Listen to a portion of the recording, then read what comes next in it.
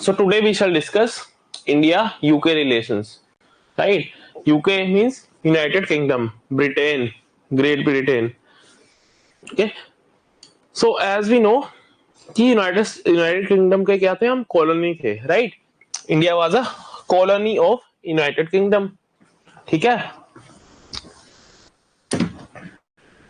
British empire had colonies throughout the world. ठीक है. पूरी दुनिया में ब्रिटिश एम्पायर की कॉलोनीज हुआ करती थी. ठीक है. So one of them was Indian सब कॉन्टिनेंट. ठीक है.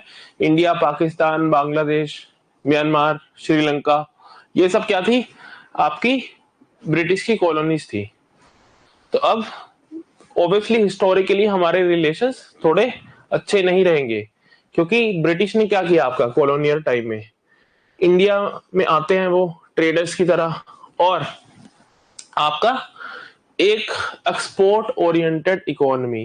ठीक है. इंडिया क्या थी, एक एक्सपोर्ट ओरिएंटेड इकोनॉमी. कैसी इकोनॉमी, जो बाहर को चीजें ज्यादा एक्सपोर्ट कर रही है rather than buying thing from outside. ठीक है. बाइंग थिंग्स फ्रॉम आउटसाइड मतलब कि हम ज्यादा एक्सपोर्ट करते थे, इंपोर्ट कम करते थे. And India was one of the wealthiest countries. ठीक है. ऐसा नहीं कि पूरा का पूरा इंडिया था, लेकिन है ना, अलग अलग किंगडम्स थे. ठीक है. कुल मिला के दैट इंडियन सब कॉन्टिनेंट का रीजन, उसकी जो इनकम थी या फिर जो उसकी जीडीपी थी, इट वाज अमंग टॉप 5. ठीक है. काफी ज्यादा एक रिच सब कॉन्टिनेंट था. लेकिन ब्रिटिश आते हैं, करीब करीब 200 साल हम पे राज करते हैं, और उस दौरान क्या करते हैं, हमारी जो वेल्थ होती है उसको ट्रांसफर करते हैं अपनी कंट्री को. ठीक है. किस तरह से, वो आपने है ना हिस्ट्री में समझा होगा, ड्रेन ऑफ वेल्थ. किस तरह से भारत की वेल्थ का ड्रेन हुआ है ना, हमारी जो पैसा था, जो कुछ भी था, हमारे रिसोर्सेज थे, उसको किस तरह से उन्होंने एक्सप्लॉइट किया. ठीक है. लोकल जो इंडस्ट्री थी उसको खत्म कर दिया, हमें एक कॉलोनियल इकोनॉमी में बदल दिया. अच्छा, कॉलोनियल इकोनॉमी क्या होती है? Colonial economy is an economy जिसका काम क्या है, रॉ मटेरियल प्रोड्यूस करना. वहां से है ना, इंडिया से रॉ मटेरियल प्रोड्यूस होगा, ब्रिटिश खरीद के ले जाएंगे उसको यूरोप, यूरोप से फिनिश प्रोडक्ट के लिए मार्केट. Colonial economy. तो इस तरह विद टाइम उन्होंने हमारी लोकल इंडस्ट्री को खत्म कर दिया, और टाइम के साथ हमारी वेल्थ को ड्रेन करते गए. ठीक है. तो इस हिस्टोरिकल बैकग्राउंड के साथ हम जान सकते हैं कि थोड़े टेंस रिलेशन रहेंगे. ठीक है. तो अब देखो, इंडिया कॉलोनियल रूलर, ये हमने डिस्कस कर लिया. ठीक है. इंडिया का कॉलोनियल रूलर था 1947 तक, यहाँ पे थे वो. ठीक है. उसके बाद आपका क्या आता है, cold war. Next is cold war. Cold war के इरा में अगेन दे ज्वाइंट यूएसए के ब्लॉक को वो ज्वाइन कर लेते हैं. ऑन दी अदर हैंड हम क्या करते हैं, नॉन अलाइनमेंट मूवमेंट. ठीक है. इंडिया का क्या स्टैंड होता है ग्लोबल कोल्ड वॉर में, जो आइडियोलॉजिकल वॉर थी, नॉन अलाइनमेंट मूवमेंट, कि we will not align with any of these, जो भी ये दोनों में से कोई भी अलायंसेस है, we will not join them. ठीक है. And apart from that, ideologically India was promoting decolonisation. Decolonisation. ठीक है. डीकोलोनियलाइजेशन क्या हुआ कि जितनी भी दुनिया भर में कॉलोनीज हैं, ब्रिटेन की, फ्रांस की, या फिर किसी और की, जितनी भी कॉलोनीज होंगी, उन कॉलोनीज से ये कॉलोनाइजर, ब्रिटेन वगैरह वगैरह, ये उन लोगों को क्या दें, राइट टू सेल्फ डिटर्मिनेशन. ठीक है. वहां से छोड़ के जाएं, ठीक है, उनको सेल्फ रूल दें और वहां से निकल जाएं. ठीक है. तो इंडिया, अफ्रीका, एशिया में कॉलोनियल जितनी भी कंट्रीज थी, हम किसकी बात करते थे, उनके डीकोलोनियलाइजेशन की. दैट इज है ना, again sort of direct attack on UK. ठीक है. यूके के इंटरेस्ट के साथ है कि बेसिकली हम उनको क्या कर रहे हैं, कोस रहे हैं कि भाई देखो, इन्होंने कॉलोनाइज करके एक्सप्लॉइट किया है पूरी दुनिया भर को. And at the time of 1947 आमने सामने थे हम. ठीक है. इंडिया एंड यूके वर है ना अगेंस्ट ईच अदर. तो कोल्ड वॉर में भी वो हैंगओवर रहता है. कोल्ड वॉर में है ना, we don't join this any of the blocs. हम नॉन अलाइनमेंट की बात करते हैं, दैट इज ऑल्सो अगेंस्ट, है ना, that is also antagonist to their position, ठीक है। तो आइडियोलॉजिकल और पॉलिटिकल डिफरेंसेस आपके रहेंगे, ठीक है, कोल्ड वॉर के दौरान दोनों के, सॉरी, ठीक है, दोनों के आइडियोलॉजिकल एंड पॉलिटिकल डिफरेंसेस हो जाते हैं, ठीक है, आइडियोलॉजिकल एंड पॉलिटिकल डिफरेंसेस।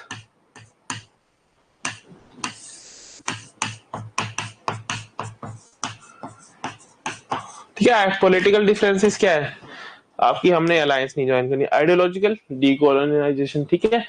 तो इस वजह से रिलेशंस इतने खास कोल्ड वॉर के दौरान, आजादी के बाद भी रहते नहीं है ना, और इनिशियली भी आप अगर आप देखो, जब इंडिया आजाद होता है उस वक्त भी अगर आप देखो, तो ऑब्वियस सी बात है, इट इज वेरी ऑब्वियस कि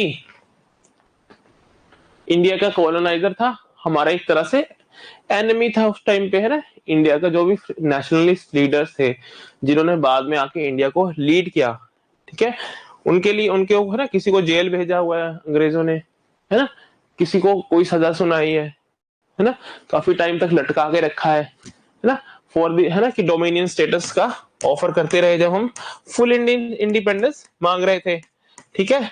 तो अब ऐसे में क्या होता है आपका कि दोनों के रिलेशंस जो है आइडियोलॉजिकल एंड पॉलिटिकल ग्राउंड्स पे टेंस रहते हैं ना, टेंस रिलेशन रहेंगे, ठीक है, टेंशन आपकी रिलेशन में रहेगी, अंडरस्टूड।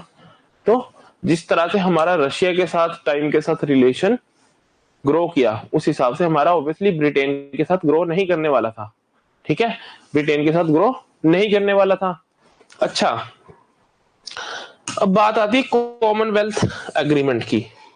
इंडिया ने कॉमनवेल्थ एग्रीमेंट को साइन किया, रेटिफाई किया, ठीक है, लेकिन क्यों किया, है ना। बेसिकली कॉमनवेल्थ क्या है, Commonwealth is group of former British colonies, ऐसे देश जो पहले ब्रिटिश के कॉलोनीज थे, ठीक है, उनका एक ग्रुप है।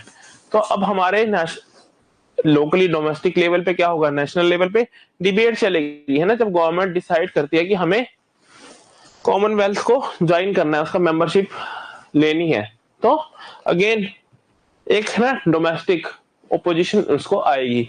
लेकिन आपके प्रधानमंत्री नेहरू क्या आर्गुमेंट देते हैं उसका, देखो उसका क्या आर्गुमेंट दिया जाता है कि हमने इंडिपेंडेंट रिपब्लिक की तरह ज्वाइन किया है, ठीक है, कॉमनवेल्थ में हम पहले तो इंडिपेंडेंट है, ठीक है, हम किसी डोमिनियन या फिर किसी कॉलोनी की तरह, है ना, एज अ कॉलोनी वगैरह हमने ज्वाइन नहीं किया है, इंडिपेंडेंट नेशन, हमारी अपनी स्ट्रेटेजिक ऑटोनॉमी होगी, स्ट्रेटेजिक ऑटोनॉमी, हम अपनी स्ट्रेटेजिक ऑटोनॉमी को मेंटेन करेंगे, ठीक है, हम अपनी स्ट्रेटेजिक ऑटोनॉमी को मेंटेन करेंगे और इंडिपेंडेंट रिपब्लिक की तरह ज्वाइन करेंगे, किसको, कॉमनवेल्थ ऑफ नेशंस को, ठीक है, कॉमनवेल्थ ऑफ नेशंस को। Then what do you mean by republic, अच्छा, रिपब्लिक और मोनार्की में डिफरेंस पता है ना। मोनार्की में क्या होता है, आपका birth based head of state decide किया जाता है, ठीक है, कि राजा का बेटा राजा। रिपब्लिक में that is not the case, ठीक है, रिपब्लिक में क्या होगा आपका चूजन बाय पब्लिक, है ना, पब्लिक जिसको चूज करेगी, ठीक है। तो ना हम आपके क्राउन ऑफ, जो आपका ब्रिटिश क्राउन है, ना उसको अपना हेड ऑफ स्टेट मान रहे हैं यहाँ पे कॉमनवेल्थ ज्वाइन करके, ना ही हम अपनी स्ट्रेटेजिक ऑटोनॉमी की, हमारे जो फॉरेन पॉलिसी से रिलेटेड डिसीजन हो गए उसको कॉम्प्रोमाइज कर रहे हैं ना। देखा ना हमने कि हमने नॉन अलाइनमेंट मूवमेंट किया और British on the other hand were in alliance with आपका यूएसए, अंडरस्टूड। तो अब लेकिन ब्रिटिश ने देखो, है ना, डिस्पाइट बीइंग, है ना, अलग अलग हमारी पॉलिटिकली और आइडियोलॉजिकली पोजीशंस हैं, डिस्पाइट हैविंग दैट, ब्रिटिश क्या करते हैं, ब्रिटिश आपका, है ना, they continue to provide aid to India, ठीक है, बायलैटरली भी, क्योंकि यार इतना पैसा तो इन्होंने हमसे एंट रखा है इतने सालों में, कोई फर्क भी नहीं पड़ता, है ना, ठीक है, एक हमारी एक डिपेंडेंस भी इन पे हो जाती है। और जो हिस्टोरिकल हैंगओवर है ना कॉलोनियलिज्म का, जो हमारे टाइज, जो रिसेंटमेंट है, ठीक है, जो रिसेंटमेंट इंडियन के दिल में है ब्रिटिश के लिए, उसको भी थोड़ा शैडो करने का काम ये करेगा। तो इन्होंने बायलेटरली भी हमें है ना फाइनेंशियल एड देते रहे, और उसके अलावा there was this Colombo plan. अच्छा, ये कोलंबो प्लान 1971 में आता है। इसमें क्या होता है, एड दी जाती है आपकी साउथ एशियन कंट्रीज को, ठीक है, साउथ एशिया के लिए एड होती है। तो साउथ एशिया में इंडिया भी आता है ना, इंडिया भी तो आपका साउथ एशिया में आता है। तो कोलंबो प्लान, ठीक है, कोलंबो प्लान के अंडर भी हमें क्या किया जाता है, हमें एड दी जाती है, ठीक है, हमें एड दी जाती है। नाउ एक इशू, ठीक है, ब्रिटिश क्या कर रहे हैं, थोड़ा हमारे से टाइज को कॉर्डियल करने की कोशिश कर रहे हैं कहीं ना कहीं, है ना, despite having so many differences. वो बिल्कुल इंडिया को है ना अब एक तरह से आइसोलेट नहीं कर रहे हैं उस टाइम पे, लेकिन ब्रिटिश कश्मीर इशू पे एक इंडिया और ब्रिटिश की जो पोजीशन है वो एक दूसरे से अगेन ऑपोजिट है, ठीक है। तो कश्मीर इशू को भी ब्रिटिश क्या करते हैं, क्योंकि अगेन उनका क्या डायलेमा है, ब्रिटिश का डायलेमा इज कि they have to maintain ties with both the countries, ठीक है, इंडिया हो गया और आपका पाकिस्तान हो गया, है ना, दोनों के साथ अच्छे रिलेशन बनाने की वो कोशिश करेंगे, है ना। तो ऐसे में ये को भी डायरेक्टली खुल के पाकिस्तान का, क्योंकि देखो इन्हीं का बनाया तो है ना, इन्हीं की दी हुई कंफ्लिक्ट है ये, ठीक है। उसी टाइम बोल सकते थे ना कि भाई जम्मू एंड कश्मीर इंडिया में जाएगा कि ये पाकिस्तान में जाएगा, उन्होंने एक तरह से एक स्कोप छोड़ा, तभी ये कंफ्लिक्ट ओरिजिनेट हुई, है ना। तो अब क्या होता है कि जब पाकिस्तान अग्रेशन करता है इंडिया की टेरिटरी में, जम्मू एंड कश्मीर में जब पाकिस्तान अग्रेशन करता है, तो ब्रिटिश उसको डायरेक्टली है ना कंडेम करने की बजाय, ठीक है, उसको डायरेक्टली कंडेम नहीं करते हैं कि भाई दिस इज है ना कि that you have to leave, तुम अपना अग्रेशन छोड़ो, यू है ना लीव योर अग्रेशन और मूव बैक, रादर देन वो क्या बोलते हैं कि यूएन में लेकर मीडिएशन करो, ठीक है, दोनों पार्टीज यूएन की मीडिएशन से इसका रिजोल्यूशन निकालो, ठीक है। तो यहाँ पर भी उनकी पोजीशन थोड़ी थोड़ी क्या है, पाकिस्तान की तरफ टिल्टेड है। कश्मीर इशू को किस तरह से एक इंटरनेशनल इशू बनाया गया, उसमें ब्रिटिश ने भी काफी रोल प्ले किया, ठीक है, ब्रिटिश का भी एक मेजर रोल उसमें था, है ना। इट इज लाइक कि भाई पाकिस्तान आता है हमारे किसी पंजाब को या फिर है ना हरियाणा को या फिर किसी और बॉर्डर नेशन को, गुजरात को कैप्चर कर लेता है, फिर बाद में उसको डिस्प्यूटेड टेरिटरी बना दिया जाता है कि इंटरनेशनल कम्युनिटी को ये ना लगे कि this is Pakistan occupied Kashmir, ठीक है, ये क्या है, दोनों कंट्रीज के बीच में डिस्प्यूटेड टेरिटरी है, जबकि वो जगह किसकी है, इंडिया की, ठीक है। तो यूएन बेस्ड मेडिएशन की बात ये करते रहते हैं, है ना, यूएन बेस्ड मेडिएशन की बात ये करते रहते हैं कश्मीर इशू पे, और है ना ग्रेजुअली विल सी किस तरह से ये कश्मीर इशू को इंडिया के अगेंस्ट यूज करना शुरू कर देते हैं, ठीक है, इंडिया के अगेंस्ट यूज करना भी शुरू कर देंगे, देखो कैसे। अच्छा, 1962 की वॉर होती है, ठीक है, 1962 की वॉर में इंडिया वर्सेस चाइना, रिमेंबर, याद है ना, पढ़ा था इंडिया चाइना रिलेशंस। तो अब 1962 की वॉर में क्या होता है आपका कि इंडिया हार जाता है ना, इंडिया को एक डिफीट मिलती है, क्योंकि हमने आइडियलिस्ट फॉरेन पॉलिसी लेके चले थे कि भाई पीसफुली हम रहेंगे तो क्यों चाइना हमें तंग करेगा, है ना, ये हमारा मानना था। लेकिन अब हुआ तो ऐसे नहीं, ऐसा हुआ तो नहीं ना, चाइना से हम वॉर हार गए, अब हमें क्या करना पड़ेगा, प्रैग्मेटिक होना पड़ेगा, थोड़ा सा हमें देखना पड़ेगा कि भाई मिलिट्री कैपेसिटी है ना भी जरूरी है, ठीक है, building your military capacity is also important, ठीक है, ये जरूरी है ना कि मिलिट्री कैपेसिटी भी आपकी साथ के साथ बने। तो इंडिया क्या करता है, India goes for defence modernisation, हम अपने नए इक्विपमेंट, डिफेंस मॉडर्नाइजेशन मींस क्या, अपडेट करेंगे अपनी डिफेंस कैपेबिलिटी को, है ना, मिलिट्री कैपेबिलिटीज को अपडेट करेंगे हम, ठीक है। तो अब देखो हम जाते हैं, ऑब्वियसली हमारे पास खुद की डिफेंस इंडस्ट्री तो है नहीं, है ना, हमारे पास अपनी डिफेंस इंडस्ट्री है नहीं, तो अब हम क्या करेंगे, हम जो वर्ल्ड की ग्लोबल डिफेंस प्रोड्यूसर्स हैं, कंट्रीज है ना, जो डिफेंस एक्सपोर्ट कर रहे हैं यहाँ पर खुद के लिए बना रहे हैं, उनके पास जाएंगे कि भाई हमें हथियार बेचो, हथियार दो, हमें हथियार चाहिए। अच्छा, इंडिया को क्या चाहिए था, टेक्नोलॉजी ट्रांसफर, सॉरी ना, बेसिकली टेक ट्रांसफर, ठीक है, लाइसेंस के अंडर, ठीक है, वी वांट है ना weapon supply with tech transfer, but है ना, तो हमारी ये डिमांड किसने मानी? ब्रिटिश ने तो नहीं मानी, है ना।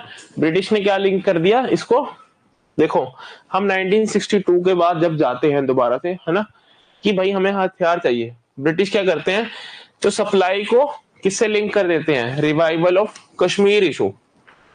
ब्रिटिश बोलते हैं कि भाई कश्मीर टॉक्स को रिवाइव करो, पाकिस्तान के साथ यूएन में आके बात करो कश्मीर के बारे में, तब हम तुम्हें हथियार बेचेंगे, तब हम तुम्हें हथियार वेपन्स सप्लाई करेंगे। लेकिन अगेन सी, इंडिया को क्या जरूरत है ना, basically what they are trying to do, they are trying to pressurise us, ठीक है। हमारी फॉरेन पॉलिसी को एक तरह से अपने हिसाब से इन्फ्लुएंस करने की वो कोशिश कर रहे हैं। लेकिन हमारी तो स्ट्रेटेजिक ऑटोनॉमी है ना, हमें अपनी फॉरेन पॉलिसी खुद देखनी है, पाकिस्तान से कब बात करनी है कब नहीं करनी है, दैट इज आवर कंसर्न। अगर आपको डिफेंस इक्विपमेंट्स एक्सपोर्ट करने हैं तो करो, वरना we have so many other choices, ठीक है। तो फाइनली क्या होता है, इंडिया की डिमांड्स रशिया फुलफिल कर देता है, और हम क्या करते हैं ना, रशिया मींस बेसिकली आपका सोवियत, ठीक है, सोवियत यूनियन। तो अब आपका सोवियत जब हमारी डिमांड पूरी कर देता है तो हमारा टिल्ट, हम है नॉन अलाइंड। नॉन अलाइंड का मतलब ये है कि हम कोई अलायंस ज्वाइन नहीं करेंगे, लेकिन किस तरह के रिलेशंस हम बाकी कंट्रीज के साथ बिल्ड करेंगे, that is a different thing, ठीक है। नॉन अलायंस का मतलब ये सिर्फ रिलेशंस तो हम उनसे बिल्ड कर सकते हैं ना। तो उससे क्या होता है, इंडिया का ज्यादा लीनिंग या फिर इंडिया का टिल्ट किसकी तरफ हो जाता है, सोवियत यूनियन की तरफ। अच्छा, अब हम सोवियत यूनियन की तरफ टिल्ट हो गए, तो अगेन ब्रिटिश किसके अलाई है, यूएस के। हम उनके जो एंटी है ना, एंटागोनिस्ट ब्लॉक है सोवियत ब्लॉक, उसके साथ हम अपने रिलेशंस बढ़िया करते जा रहे हैं। तो ऐसे में क्या होगा, अगेन रिलेशंस में टेंशन आएंगी, ठीक है, अगेन दोनों के रिलेशंस में टेंशन आएंगी। लेटर ऑन आपका 1965 की वॉर होती है, पढ़ा था ना हमने 1965 की वॉर, आपका पाकिस्तान हमारे जे एंड के में ऑन सेम मॉडस ऑपरेंडी, ठीक है, सेम मॉडस ऑपरेंडी कि जम्मू एंड कश्मीर में हम जाएंगे, ठीक है, जम्मू एंड कश्मीर में हम जाएंगे और क्या करेंगे, अटैक करेंगे और वहां के लोकलाइट्स इनकी सपोर्ट में आ जाएंगे, ठीक है। वो एक तरह का सेपरेटिस्ट मूवमेंट बन जाएगा और फाइनली दे विल क्या, they will go towards Pakistan, वो एरियाज है ना, उन लोगों की सपोर्ट मिल जाएगी। तो बेसिकली पाकिस्तान ने अटैक कर दिया। अब हमारे प्रधानमंत्री लाल बहादुर शास्त्री के टाइम की बात है ना, हमने ये डिस्कस किया था हिस्ट्री ऑफ फॉरेन पॉलिसी में। तो अब हम क्या करते हैं, पंजाब एरिया में दूसरा फ्रंट खोल देते हैं और इंडियन आर्मी लाहौर की तरफ मूव करने लग जाती है, ठीक है। Indian army starts moving towards Lahore, है ना, लाहौर की तरफ मूव करने लग जाती है। तो जब पाकिस्तान ने अटैक किया तब तो यूके ने बिल्कुल उनको कहा नहीं कि भाई यू आर एन एग्रेसर, कि तुम अग्रेसर हो। लेकिन जब इंडिया यहाँ पर सेकंड फ्रंट खोलता है और पाकिस्तान की पंजाब रीजन में घुसता है, तब क्या होता है, यूके फटाफट है ना एकदम से आ जाते हैं इंडिया को एक अग्रेसर ब्रांड करने के लिए, कि भाई दे ब्रांडेड इंडिया एज एन अग्रेसर, कि इंडिया क्या है, दूसरी कंट्री की टेरिटोरियल इंटीग्रिटी के अगेंस्ट जा रहा है, ठीक है। तो ये एक तरह की हिपोक्रेसी, एक तरह का दोगलापन ये 1965 में दिखाते हैं, है ना। एक बेसिकली क्या होता है, हम 62 के बाद रशिया की तरफ टिल्ट कर रहे हैं, उससे पहले मोर और लेस क्या है, ये एक न्यूट्रल अप्रोच रखने की कोशिश करते हैं, लेकिन यहाँ पे टिपिकल नॉन है ना एंटी इंडिया अप्रोच लेकर ये आ जाते हैं, ठीक है। लेटर ऑन 90, अच्छा दो वॉर्स हो गई है ना, 62 की देन 65 की, वी हैव हैड 2 वॉर्स, ठीक है, 2 वॉर्स हमारी हो चुकी हैं एक डिकेड में, ठीक है, पिछले 4-5 सालों में 2 वॉर्स हमें लड़नी पड़ी है। तो इकोनॉमी पे इफेक्ट पड़ता है ना उस चीज का, इकोनॉमी पे इफेक्ट पड़ेगा अगर आप वॉर लड़ते रहोगे। तो अब क्या होता है कि इंडिया की इकोनॉमिक क्राइसिस आ जाती है, क्यों, क्योंकि देखो आप क्या कर रहे हो, हथियार खरीदने पड़ रहे हैं बाहर से, 100 चीजें हैं, ठीक है, 100 चीजें। सो बेसिकली सॉरी,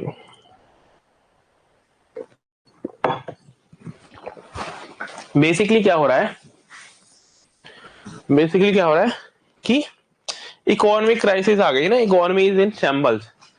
अब यूके को लगता है कि भाई ये बढ़िया मौका है ना, इट इज, है ना, they see it as an opportunity, ठीक है, कि फिर से आप हमारी न्यू लिबरल जो इनकी आइडियोलॉजी है अपनी तरफ फिर से टिल्ट करवाया जाए, इसका इंडिया का, ठीक है, एक अपॉर्चुनिटी की तरह इसको देखते हैं, ठीक है। नाउ सी, यूके क्या करता है आपका, इंडिया को एडवाइस, है ना, सजेस्ट करता है, उन्होंने इस मौके का फायदा उठाने की कोशिश की कि भाई अपनी करेंसी का डीवैल्यूएशन कर दो, और जो आईएमएफ रिफॉर्म्स है basically which are new liberal reforms, है ना, न्यू लिबरल रिफॉर्म्स, ठीक है। जो न्यू लिबरलिज्म क्या था, यूएस ब्लॉक की आइडियोलॉजी थी, ठीक है ना, यूएस के ब्लॉक की आइडियोलॉजी थी। तो अब इनको, है ना, इंडिया को सजेस्ट करते हैं, लेकिन ऑब्वियसली हमारी स्ट्रेटेजिक ऑटोनॉमी है, वी विल डिसाइड कि हमें क्या करना है ना, वी विल डिसाइड। तो हम इनकी बात ऑब्वियसली नहीं मानेंगे, है ना, हम नहीं मानेंगे, ऑल्दो इन्होंने मौका देखा और आ गए अपना सजेशन देने, सलाह देने, है ना, रायचंद, ठीक है, इस तरह से, है ना, होता है ना कि काफी लोग होते हैं रायचंद होते हैं, ठीक है। तो अब राय देने आ गए, लेकिन हमने इनकी बात नहीं मानी, ठीक है। अच्छा, उसके बाद क्या होता है आपका कि लेटर ऑन आपका ये रशिया और सोवियत यूनियन का डिक्लाइन, डिसइंटीग्रेशन हो जाता है, ठीक है। जो आपकी कोल्ड वॉर चल रही थी, जिसको आइडियोलॉजिकल वॉर बोलते हैं, it comes to an end when there is disintegration of Soviet Union, ठीक है। अब आपका western bloc is sole hegemon, ठीक है, इकलौता हेजमन बन के कौन उभरा है, आपका वेस्ट वाला ब्लॉक, ठीक है। अब वेस्ट वाले ब्लॉक क्या करेगा, इंडिया में एलपीजी रिफॉर्म्स लेके आएगा, इंडिया अपनी मार्केट वगैरह ओपन करेगा, है ना, यही होगा ना। एलपीजी रिफॉर्म्स कब होते हैं हमारे इंडिया में, जब कोल्ड वॉर खत्म हो जाती है ऑलमोस्ट, ठीक है। तो अब एलपीजी रिफॉर्म्स हो जाते हैं तो ना, एंड देन इंडिया का भी नेशनल इंटरेस्ट है कि अब तो एक ही सुपर पावर बची है, दूसरा ब्लॉक तो खत्म हो गया है। तो अब इंडिया क्या करेंगे, इंडिया भी इसको एक अपॉर्चुनिटी की तरह देखेंगे, ठीक है। India is opening their market, UK, है ना, viewing it as an opportunity, similarly India के लिए भी अपॉर्चुनिटी है। तो उसके बाद काफी ज्यादा एक स्कोप बन जाता है रिलेशंस को बढ़िया करने का, रिलेशंस को इंप्रूव करने का, ठीक है।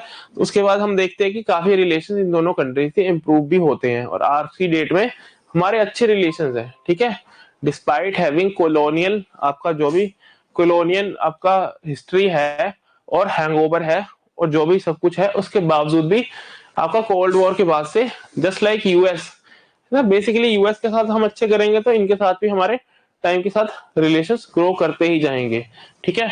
अब देखते हैं इकोनॉमी, ठीक है, economic relations between India and UK. देखो, बाइलेटरल ट्रेड, है ना, obviously numbers are not important, हर साल नंबर्स चेंज होते हैं, लेकिन 2021 और 2022, ठीक है, बेसिकली आपका फाइनेंशियल ईयर 2022 और 2023, इसके बीच का अगर आप देखो ट्रेड, बायलेटरल ट्रेड 17.5 बिलियन से बढ़ के 20.36 बिलियन हो जाता है, ठीक है, ग्रोथ है, ग्रेजुअल ग्रोथ इसमें चल रही है, ठीक है। उसके अलावा जो ये ट्रेड है इंडिया के फेवर में है, ठीक है, ट्रेड सरप्लस है, जो ट्रेड है ना, बेसिकली ब्रिटिश का क्या है, इंडिया के साथ ट्रेड डेफिसिट है, ट्रेड सरप्लस किसका है, इंडिया का। What do you mean by trade surplus, that we are exporting more things, है ना, हम क्या कर रहे हैं, एक्सपोर्ट ज्यादा कर रहे हैं और इंपोर्ट कम कर रहे हैं, ठीक है, एक्सपोर्ट ज्यादा कर रहे हैं और इंपोर्ट कम कर रहे हैं, ठीक है। सो दिस इज योर आपका जो ट्रेड की पोजीशन है आज के टाइम में, है ना, ट्रेड की जो पोजीशन है वो इस तरह से है आज के वक्त में, राइट। इकोनॉमी देखा जाए ना, बिलियंस में 20 billion is a good number, ठीक है, 20 billion is a good number, है ना। पाकिस्तान के साथ हमारा 500 मिलियन समथिंग है, ठीक है, तो इसका तो ऑलमोस्ट 40 टाइम्स है ना, it is almost 40 times. Pakistan हमारा नेबर है, उसके साथ हमारा जितना ट्रेड है उसका 40 गुना ट्रेड हम किसके साथ करते हैं, ब्रिटेन के साथ, जो हमसे कितनी दूर है, दूसरे कॉन्टिनेंट में है, ठीक है। सो नाउ सी, कुछ और फैक्ट्स हम देख लेते हैं इंडिया यूके इकोनॉमिक रिलेशन से रिलेटेड, ठीक है, इंडिया यूके इकोनॉमिक रिलेशन से रिलेटेड अब कुछ और फैक्ट्स भी हम एनालाइज कर लेते हैं। तो देखो, इंडिया की कंपनी, अच्छा आपने देखा है ना कि इंडिया के काफी सारे इन्वेस्टर्स हैं यूके में, है ना, टाटा एंड ऑल, जैगुआर वगैरह खरीद ली ये सब, ठीक है। तो अब देखो UK is 8th largest export destination for India, ठीक है। जो यूके है 8th लार्जेस्ट, जैसे इंडिया क्या करती है, इंडिया एक्सपोर्ट थिंग्स, ठीक है। तो एक टॉप 10 कंट्रीज की लिस्ट होगी कि सबसे ज्यादा एक्सपोर्ट हमने यूएस को की है, उसके बाद इसको किए, इसको किए, इस तरह से 8वें नंबर पे कौन आता है आपका, यूके, ठीक है। तो एक इंपॉर्टेंट मार्केट है हमारे प्रोडक्ट्स के लिए, ठीक है। इंपॉर्टेंट मार्केट है इंडिया के प्रोडक्ट्स के लिए, है ना। काफी ज्यादा एक्सपोर्ट हम इनको करते हैं, 11-12 बिलियन डॉलर का एक्सपोर्ट लास्ट है ना 2023 में हमने इनको किया था, that is a big number, ठीक है। Then second largest FDI contributor, FDI क्या होता है, फॉरेन डायरेक्ट इन्वेस्टमेंट। तो ये यूके से एफडीआई की बात नहीं कर रहे हैं, इंडिया से यूके में एफडीआई की हम बात कर रहे हैं, ठीक है। तो India second largest FDI contributor की, यूके में जितनी कंट्रीज एफडीआई देती है ना, उनके सोर्सेज होंगे, कभी इस कंट्री से उस कंट्री से, काफी कंट्रीज से, नेशन से उनको फॉरेन डायरेक्ट इन्वेस्टमेंट आती होगी, ठीक है। तो India is second on the list, so much money or businessman are investing there, ठीक है। हम लोग इतना पैसा वहां पे इन्वेस्ट कर रहे हैं कि India second largest FDI, foreign direct investment contributor to UK, understood, ठीक है। तो एक ये नंबर है, इन्होंने अपनी है ना यूके की गवर्नमेंट ने अपनी साइट पे मेंशन किया है इंपॉर्टेंस की, 954 समथिंग, लास्ट ईयर 954 है ना, इंडियन कंपनीज एम्प्लॉइंग कितना है ना, दीज मैनी ब्रिटिश पीपल, ठीक है। जो ब्रिटिश सिटीजन है उनको इतनी एम्प्लॉयमेंट जनरेट कर रही है हमारी इतनी कंपनीज, और ओवरऑल रेवेन्यू क्या है उनका हर साल का 65 बिलियन, ठीक है। तो यू कैन इमेजिन कि कितना इन्वेस्टमेंट इंडिया से यूके को हो रहा है, not from UK to India but India to UK, ठीक है। इंडिया टू यूके ना, बड़े बड़े इंडिया के businessman they have properties in UK, है ना। किसी का भी नाम ले लो आप जो वेल नोन एक इंडिया में बिजनेसमैन है, उनकी प्रॉपर्टीज यूके में आपको मोर और लेस मिलेंगी ही मिलेंगी, ठीक है। तो इंडिया इज है ना, India is one of the important investors in where, United Kingdom, ठीक है। हम यहाँ पे इन्वेस्टमेंट भी काफी सारा करते हैं। देन इंडिया की जो आईटी सर्विसेज है ना, आईटी सर्विसेज जो है basically IT what do they do, IT क्या करते हैं, वो सॉल्यूशन प्रोवाइड करते हैं ना। तो है ना इंडिया की आईटी सर्विसेज, जो इंडिया का आईटी सेक्टर है दैट इज वेल नोन, है ना, पूरी दुनिया में एक रेपुटेशन है काफी ज्यादा, हम है ना, Bangalore is called Silicon Valley, ठीक है, silicon city something, right. Then again India पूरी दुनिया भर को आईटी रिलेटेड प्रोडक्ट्स एक्सपोर्ट करता है, ठीक है। तो यूरोप में सबसे बड़ी इंडिया के आईटी एक्सपोर्ट्स के लिए, आईटी सर्विसेज के लिए सबसे बड़ी मार्केट क्या है, अगेन यूके, ठीक है। तो हमारी आईटी इंडस्ट्री के लिए भी इंपॉर्टेंस है इनकी, ठीक है। अच्छे एक रिलेशंस है ना, अच्छा एक ट्रेड है ना आईटी वाइज, राइट। देन अब हम डिस्कस करेंगे आपके डिफेंस, ठीक है, डिफेंस रिलेटेड जो भी हमारे टाइज हैं, ठीक है। तो अब देखो इंडिया क्या है, एक नेट इंपोर्टर है डिफेंस इक्विपमेंट्स का, है ना। हम ज्यादा डिफेंस इक्विपमेंट्स क्या इंपोर्ट करते हैं रेदर देन बेचने के, ठीक है, क्योंकि हमारी डोमेस्टिक प्रोडक्शन की जो कैपेबिलिटीज है अभी उस लेवल पे नहीं पहुंची है ना। हमारी technological capabilities and domestic production की, जो डिफेंस प्रोडक्शन की, जो आपकी डोमेस्टिक डिफेंस इंडस्ट्री है वो दैट इज, और है ना, that is not at that level, ठीक है। उस लेवल की हमारी अभी इंडस्ट्री डेवलप नहीं हो पाई है। तो हम क्या करते हैं, इंपोर्ट रशिया से कर लिया, यूएस से कर लिया, या फिर इजराइल से कर लिया, फ्रांस से कर लिया, ठीक है। काफी सारी कंट्रीज से हम इंपोर्ट करते हैं, किसको इंपोर्ट करते हैं, डिफेंस इक्विपमेंट्स को, ठीक है। डिफेंस इक्विपमेंट्स को हम इंपोर्ट करते हैं, ठीक है। So now see India is among top importers of UK's defence equipments, ठीक है। UK is also among top 10, ठीक है, top 10 defence exporters of world, ठीक है। दुनिया में जितनी हथियार बेचने वाली कंट्रीज हैं उनकी 8वें है ना, 7वें 8वें नंबर पे ये लाई करता है ना, top 10 defence exporters of the world है आपका यूके, ठीक है। समझ आ रही है ये चीज, इज इट क्लियर?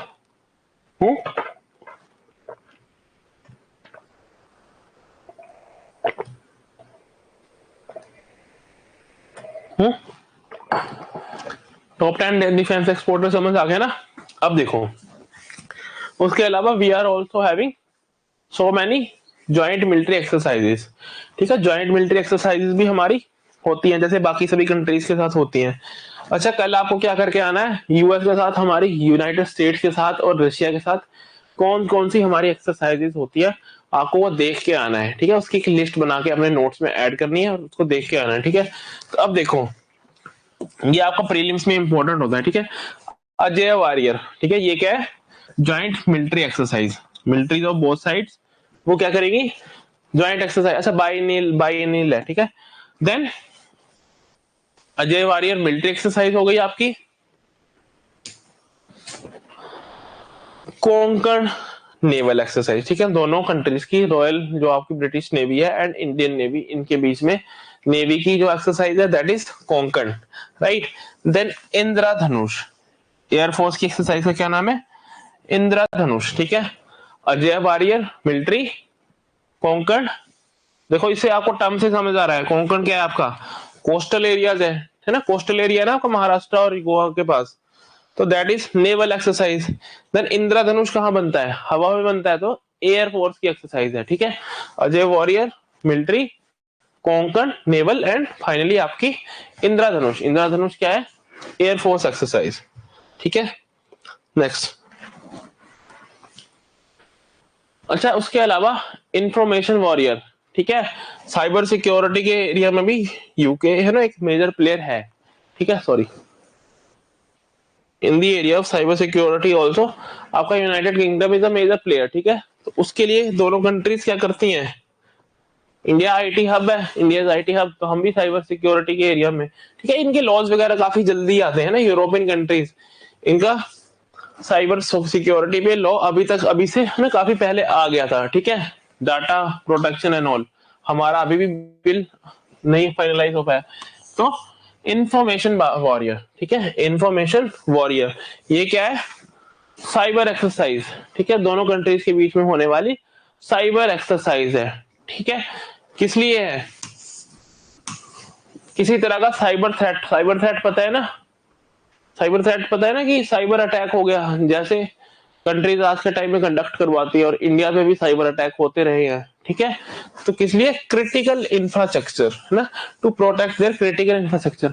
अच्छा, क्रिटिकल इंफ्रास्ट्रक्चर में क्या आ सकता है आपका, डिफेंस फैसिलिटीज आ सकती हैं, है ना, उसके अलावा आपके इलेक्ट्रिसिटी का अगर कोई वो है ना, that is also critical infrastructure, right. Airport critical infrastructure. ठीक है, क्रिटिकल जो इंपॉर्टेंट है काफी हर एंगल से। ठीक है, कंट्री के लिए इंपॉर्टेंट है। ठीक है, क्रिटिकल इंफ्रास्ट्रक्चर पे साइबर थ्रेट ना आए या फिर आए तो उससे डील करने की जो हमारी कैपेबिलिटीज है वो अप टू मार्क हो। ठीक है, अप टू दी मार्क हो। For that reason we have this information warrior exercise दोनों कंट्रीज के बीच में। Then finally we also we have Cope India. ठीक है, अच्छा, ये ट्राइलेटरल एक्सरसाइज है, इंडिया और यूके के अलावा तीसरी स्टेट इसमें कौन सी है, यूनाइटेड स्टेट्स। ठीक है, यूके और ब्रिटेन तो है ही है, लेकिन इसमें तीसरी कंट्री कौन सी इन्वॉल्व है, यूनाइटेड स्टेट्स एंड एयरफोर्स के बीच में हो रही है। ठीक है, किसके बीच में हो रही है, तीनों कंट्रीज की एयरफोर्स के बीच में। ठीक है, रॉयल एयर है ना, फोर्स ऑफ ब्रिटेन है ना, then US air force and Indian air force, तो कोप इंडिया, राइट, ये भी नाम याद रखना है। ठीक है, इसको अपने नोट्स में ऐड कर लेना अलग से। कोप इंडिया ट्राइलेटरल एक्सरसाइज है, तीन कंट्रीज मिलकर करते हैं एयरफोर्स की, तीन कंट्रीज की एयरफोर्स मिलकर करती है, इंडिया यूके एंड यूएसए। ठीक है, India UK and USA. Then उसके बाद आप ये देखो कि डिफेंस में और क्या क्या चीजें है ना।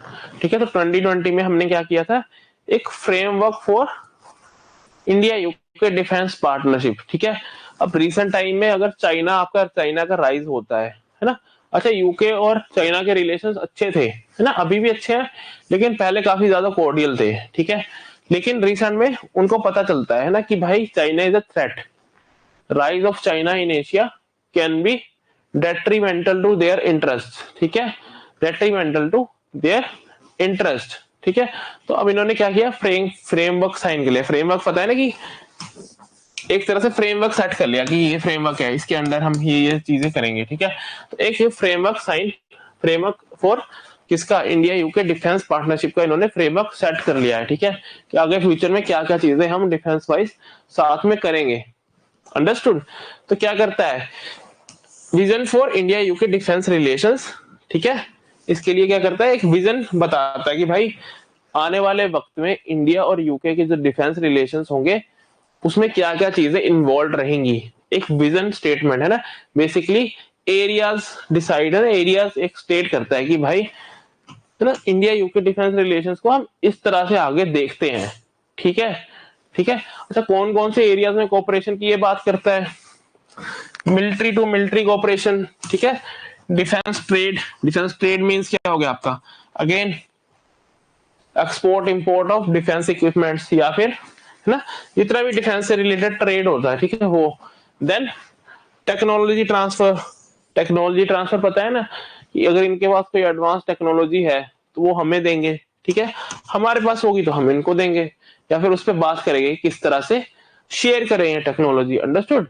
Then joint military research and development, ठीक है, दोनों कंट्रीज के साइंटिस्ट मिलकर joint military research and development, ठीक है। तो इन एरियाज के बारे में कि इन एरियाज में किस तरह से हम ये सब चीजें इंश्योर कर पाएंगे, है ना, डिफेंस ट्रेड का क्या फ्रेमवर्क रहेगा, आपका टेक्नोलॉजी ट्रांसफर का क्या फ्रेमवर्क रहेगा, या फिर आपका ज्वाइंट R&D जो प्रोजेक्ट्स होंगे उनका क्या फ्रेमवर्क रहेगा, that is explained in, that is है ना given in this framework for India UK defence services, ठीक है, India UK defence partnership.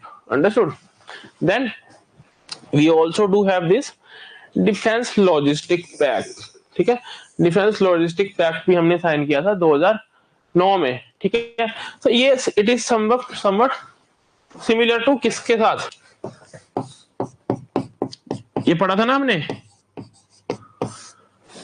US, जब when we were discussing India US relations, हमने logistic exchange memorandum of agreement पढ़ा था ना ये, ठीक है, पढ़ा था कि नहीं पढ़ा था, है ना।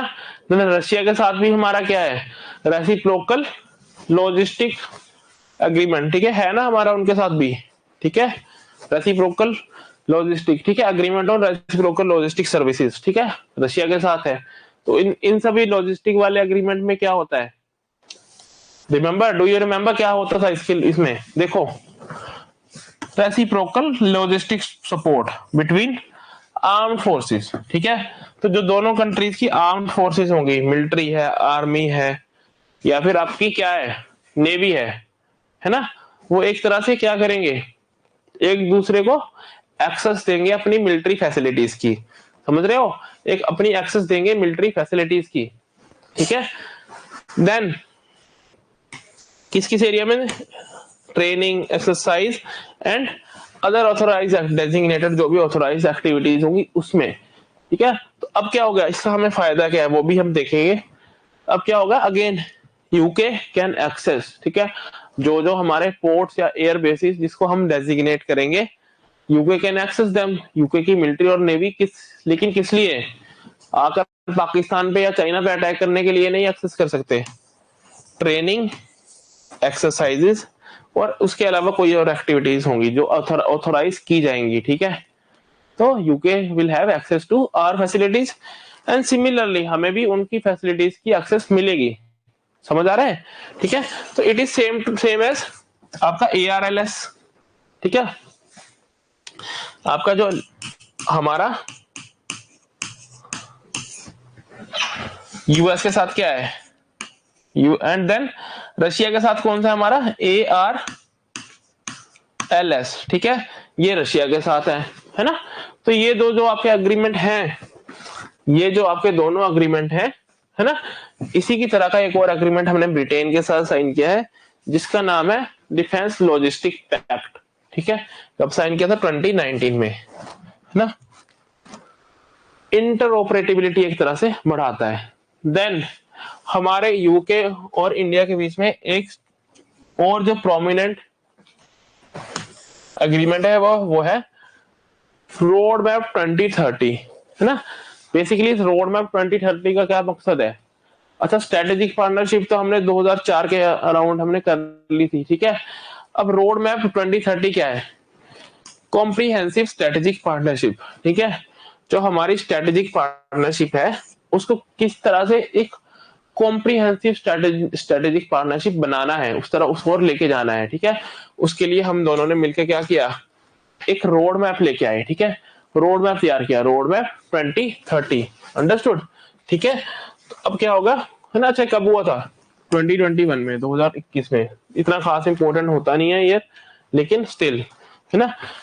2021 में क्या किया, एक रोड मैप 2030 हमने किया। क्यों? कि हमारी जितनी जिसको हम स्ट्रेटेजिक पार्टनरशिप बोलते हैं उसको और ज्यादा कॉम्प्रिहेंसिव बनाना है, ठीक है। कि बाकी और भी एरियाज क्या हो उसमें एडेड हो, ठीक है।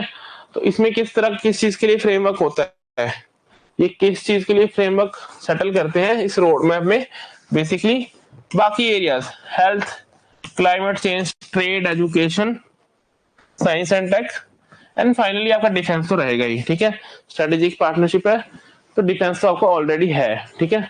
तो इन एरियाज में क्या क्या इनिशिएटिव्स लिए जाएंगे, ठीक है। इन एरियाज में क्या क्या इनिशिएटिव्स लिए जाएंगे, किस तरह से हम अपनी टाइल्स को ऊपर लेके जाएंगे, किस तरह से रिलेशंस को इन एरियाज में और बढ़िया बनाएंगे, है ना। उसके लिए हमने क्या साइन किया, आपका रोड मैप 2030, है ना, टू इम्प्रूव। अच्छा, है ना। अगेन सॉरी, अगेन आप क्या कर सकते हैं, ये सब जो कीवर्ड्स हैं, road map 2030 and then comprehensive strategic partnership, ये अपने आंसर में मेंशन कर सकते हैं। Road map 2030 and then now next, अब हम देखेंगे कि यूके की हमारे लिए इंपॉर्टेंस क्या है। नहीं, यूके तो हमारा क्या था, कॉलोनाइजर था। इन्होंने इतने इतने साल हम पे क्या किया, राज किया, है ना।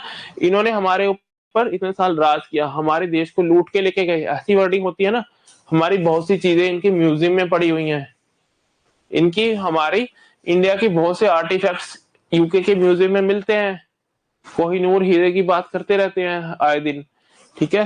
तो अब देखो, still national interest of India और नेशनल इंटरेस्ट ऑफ दूसरा कौन है आपका, यूके। तो हम देखते हैं कि दोनों countries why they are coming closer despite having this तरह की टाइज, ठीक है। आपका कोल्ड वॉर के टाइम पे वो बिल्कुल दूसरे कैंप में बैठे हुए थे, हमारा टिल्ट किसकी तरफ था, सोवियत यूनियन की तरफ।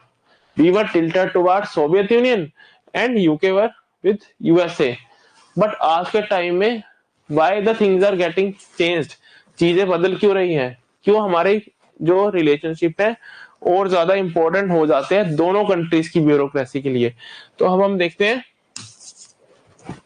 Importance of India for UK, कि यूके के लिए इंडिया की क्या इंपॉर्टेंस है, उनके तेवर कैसे चेंज हो गए, उनके लिए इंडिया क्यों इंपॉर्टेंट है। हाँ, क्यों इंपॉर्टेंट है, देखो, Indo Pacific region, Indo Pacific region पता है ना आपको, इंडियन ओशियन के आसपास का जितना रीजन है और पैसिफिक ओशियन, ठीक है। अच्छा, आप देखोगे कि इंडियन ओशियन में कि जो कंट्रीज हैं वहां पे इंडिया भी आता है, इवन आपका गल्फ कंट्रीज भी आती हैं, ठीक है। वेस्ट से स्टार्ट करते हैं, इंडियन ओशियन से गल्फ कंट्रीज आपकी आती है वहां पे। गल्फ कंट्रीज में क्या है, global energy supply, oil and gas etcetera, ठीक है।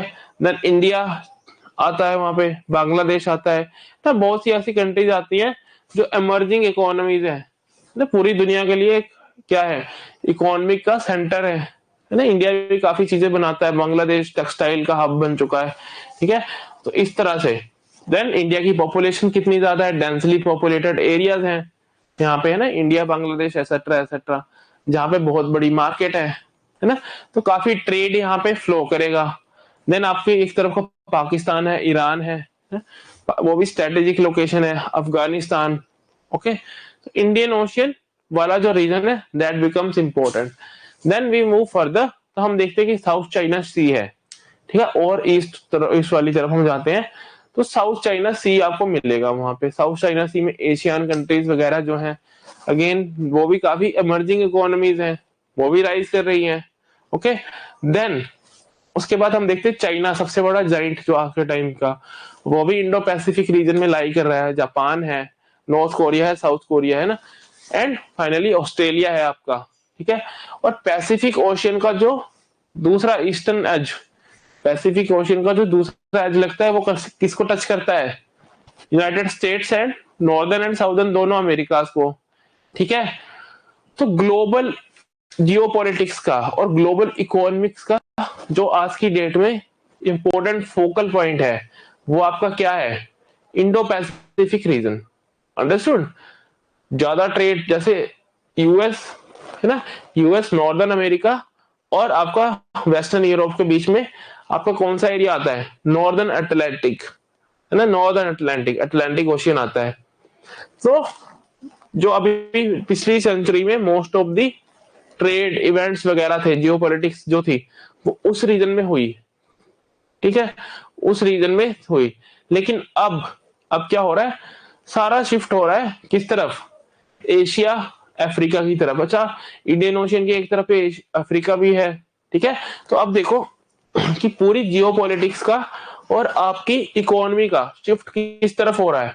मेजोरिटी ऑफ ट्रेड कहां पर हो रहा है, मेजोरिटी ऑफ जियोपॉलिटिकल इवेंट्स कहां पे हो रहे हैं? कहां पे हो रहे हैं? इंडो पैसिफिक रीजन में, ठीक है। तो इंडो पैसिफिक रीजन इंपॉर्टेंट बन जाता है किसी भी कंट्री के लिए, ठीक है। ब्रिटेन जैसी कंट्री के लिए इट बिकम्स इंपॉर्टेंट, है ना। जबकि ये खुद कहां पे सिचुएटेड है? ब्रिटेन, अगर आइलैंड्स ऑफ ब्रिटेन आप देखोगे तो इसले ऑफ ब्रिटेन कहां पे है? आपका नॉर्दर्न अटलांटिक में। लेकिन अब क्या है?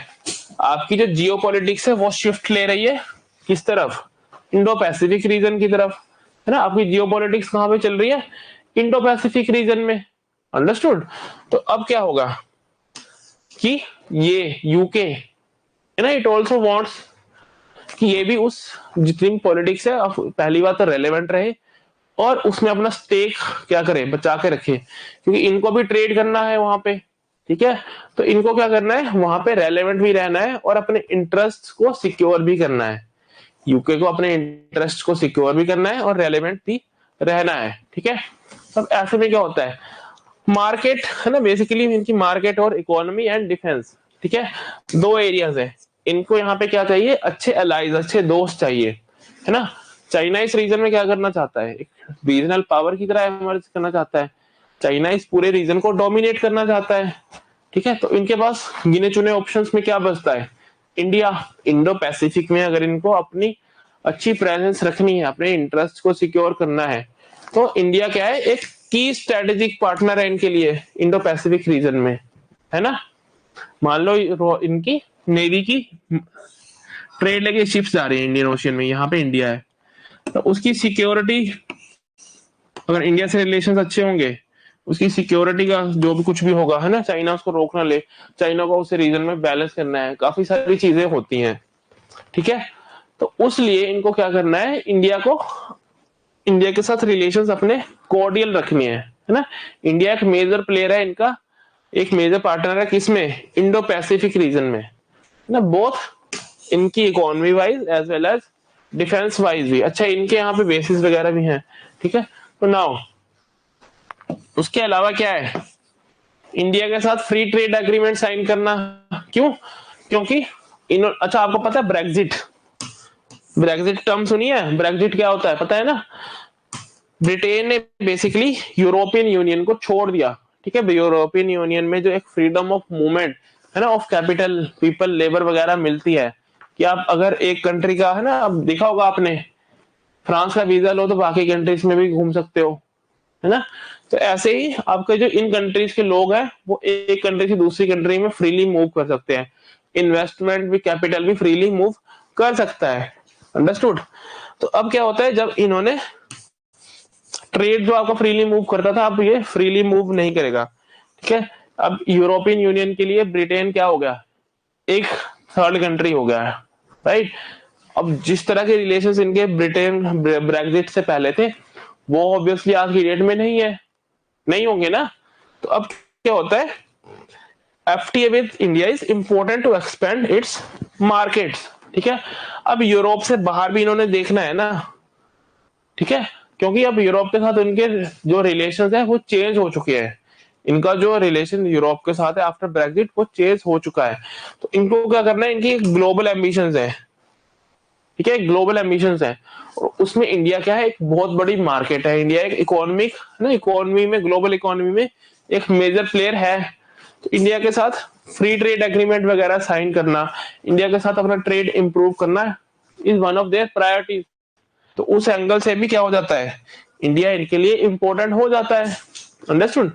First of all Indo Pacific region में डिफेंस एंड सिक्योरिटी के लिए, देन इनकी इकोनॉमी के लिए, इनकी इकोनॉमी का जो फ्यूचर है, ठीक है, उसके लिए also India is important, India is important. Understood. Now will see कि किस तरह से यूके हमारे लिए इंपॉर्टेंट है। जैसे यूके के लिए हम इंपॉर्टेंट है, क्या यूके भी इंडिया के लिए इंपॉर्टेंट है? बिल्कुल है। ठीक है, क्या क्या इंपॉर्टेंस है देखो, इंडो पैसिफिक रीजन में इंडिया का क्या है, बैकयार्ड है, वहां पे हमारे चाइना के साथ कंफ्रंटेशन हो सकती है, और हमारे इंटरेस्ट, हमारी नेशनल सिक्योरिटी, हमारा ट्रेड, ये सब भी इंडो पैसिफिक रीजन, क्योंकि थ्रू आउट द वर्ल्ड है ना, पूरी दुनिया की है ना सिक्योरिटी या फिर ट्रेड रिलेटेड इंटरेस्ट जो है, trade related interest Indo Pacific region में लाई करते हैं, इंडो पैसिफिक रीजन में लाई करते हैं। नाउ देखो इंडिया को क्या चाहिए, यहाँ पे प्रेजेंस चाहिए। चाइना अपने क्या बना रहा है, पोर्ट्स बना रहा है इंडिया को एम सर्कल करने के लिए। हमारे पोर्ट्स कहाँ पे है, बेसिस कहाँ पे है, हमारी टेरिटरी में। लेकिन इंडियन ओशियन में तो काफी सारे और कंट्रीज और क्या आपके आइलैंड्स वगैरह भी हैं, ठीक है, स्ट्रेटेजिक लोकेशंस हैं, ठीक है। तो अब देखो यूनाइटेड किंगडम, अब ये देखो रस्सी जल गई लेकिन बल नहीं गया, ऐसे कह लो या फिर किसी और तरीके से कह लो कि देखो यूनाइटेड किंगडम ने अपनी कॉलोनीज को छोड़ दिया, लेकिन इन्होंने काफी इंपॉर्टेंट स्ट्रेटेजिक लोकेशंस पे आज की डेट में भी अपने नेवल बेसिस ये क्या करते हैं, मेंटेन रखते हैं, ठीक है, नेवल बेसिस इनके हैं, ठीक है। तो इनके नेवल बेसिस कहाँ पे है, ओमान, ओमान आपका किस तरफ है, अरेबियन सी, है ना, ओमान आपका गल्फ वाले एरिया में है, इंपॉर्टेंट है, इंपॉर्टेंट लोकेशन है, वहां पे इनका नेवल बेस है। देन सिंगापुर, सिंगापुर आपका साउथ चाइना सी, ठीक है, उस रीजन में इनका नेवल बेस है। Then Bahrain again Gulf countries के पास, केनिया अफ्रीका, एंड जितनी भी British Indian territory, Indian Ocean territory है, basically British Indian Ocean territory में क्या आ गया, आपके आइलैंड्स वगैरह आ गए, ठीक है। तो इंडियन ओशियन में इनकी नेवल प्रेजेंस ठीक ठाक है, ब्रिटिश की नेवल प्रेजेंस ठीक ठाक है। अब जब हम इनके साथ क्या करते हैं, लॉजिस्टिक एक्सचेंज है ना, रेसिप्रोकल लॉजिस्टिक वाला एग्रीमेंट हमने साइन किया ना, देखा ना हमने 2019 में साइन हुआ था, अभी देखा 2-3 स्लाइड पहले। तो अब देखो क्या होता है, अब हमें इन सब नेवल फैसिलिटीज की एक्सेस मिलने की चांसेस हो जाते हैं, ठीक है। तो ब्रिटेन के साथ रिलेशंस क्यों इंपॉर्टेंट है, क्योंकि इनकी अच्छी खासी नेवल फैसिलिटीज, इनकी अच्छी खासी नेवी की क्या है, प्रेजेंस है, ठीक है। पोर्ट इंफ्रास्ट्रक्चर वगैरह के एरिया में इनकी अच्छी खासी प्रेजेंस हमारे सराउंडिंग एरिया में, इंडियन ओशियन में है, ठीक है। इस वजह से क्या होता है, ये इंपॉर्टेंट हो जाता है। अंडरस्टूड। अच्छा, उसके अलावा हर साल एड वगैरह ये देते हैं, ठीक है। तो इन्होंने क्या किया है, $70 मिलियन की एड किसके लिए अनाउंस की है, रिन्यूएबल एनर्जी इन इंडिया, ठीक है, सोलर वगैरह वगैरह, इसके लिए फंडिंग भी दे रहे हैं।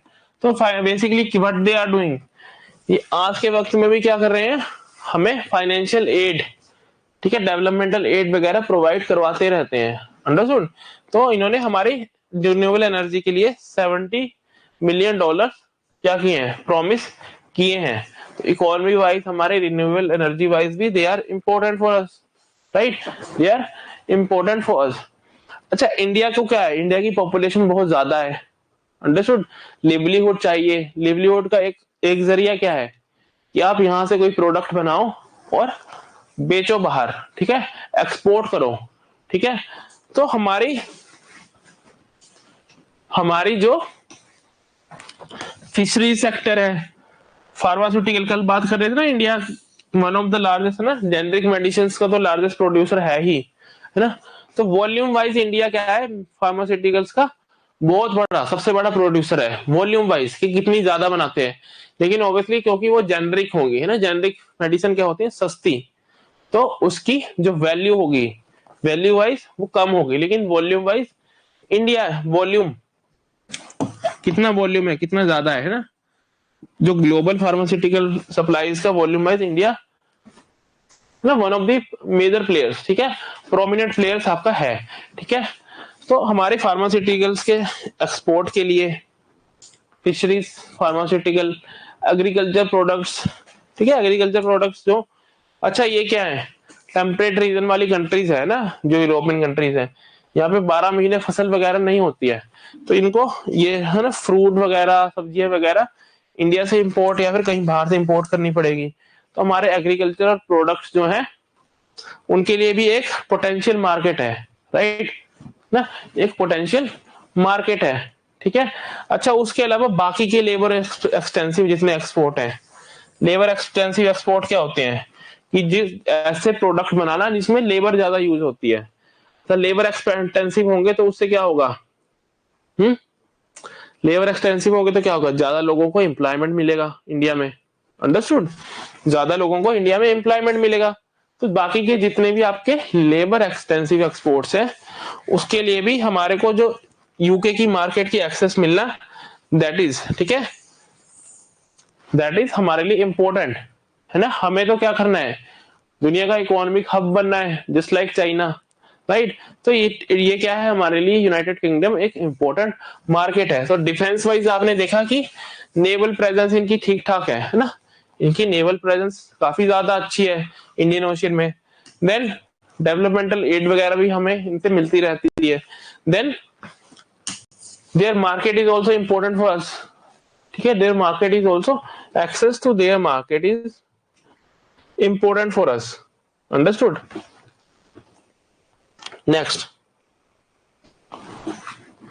ठीक है, अब हम बात करेंगे बाकी कंट्रीज, है ना, यूके सॉरी यूएस चाइना वगैरह, उनका किस तरह से हमारे यूके और इंडिया के रिलेशंस पे इम्पैक्ट पड़ता है, ठीक है। जो बाकी कंट्रीज हैं ये, है ना, what is impact of them, what is impact of them on Indian relations, ठीक है, हमारे इंडिया और यूके के रिलेशंस को चलाने के लिए बाकी कंट्रीज का क्या रोल है, क्या उसकी बीच में, है ना, इम्पैक्ट है, इंपॉर्टेंस है, क्या किस तरह का उसका इन्फ्लुएंस है, ठीक है। तो पहली बात ऑब्वियसली करेंगे यूके का जो अलाई है यूएस, ठीक है, यूके का अलाई कौन है, यूएस। तो हम देखते हैं कि यूएस की वजह से हमारे रिलेशंस पे क्या फर्क पड़ता है।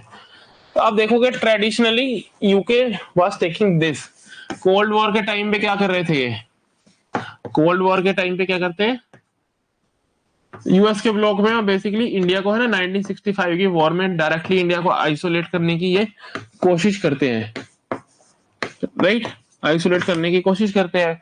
और बेसिकली इंडिया के अगेंस्ट इनका व्यू रहता है throughout the cold war, more or less, right.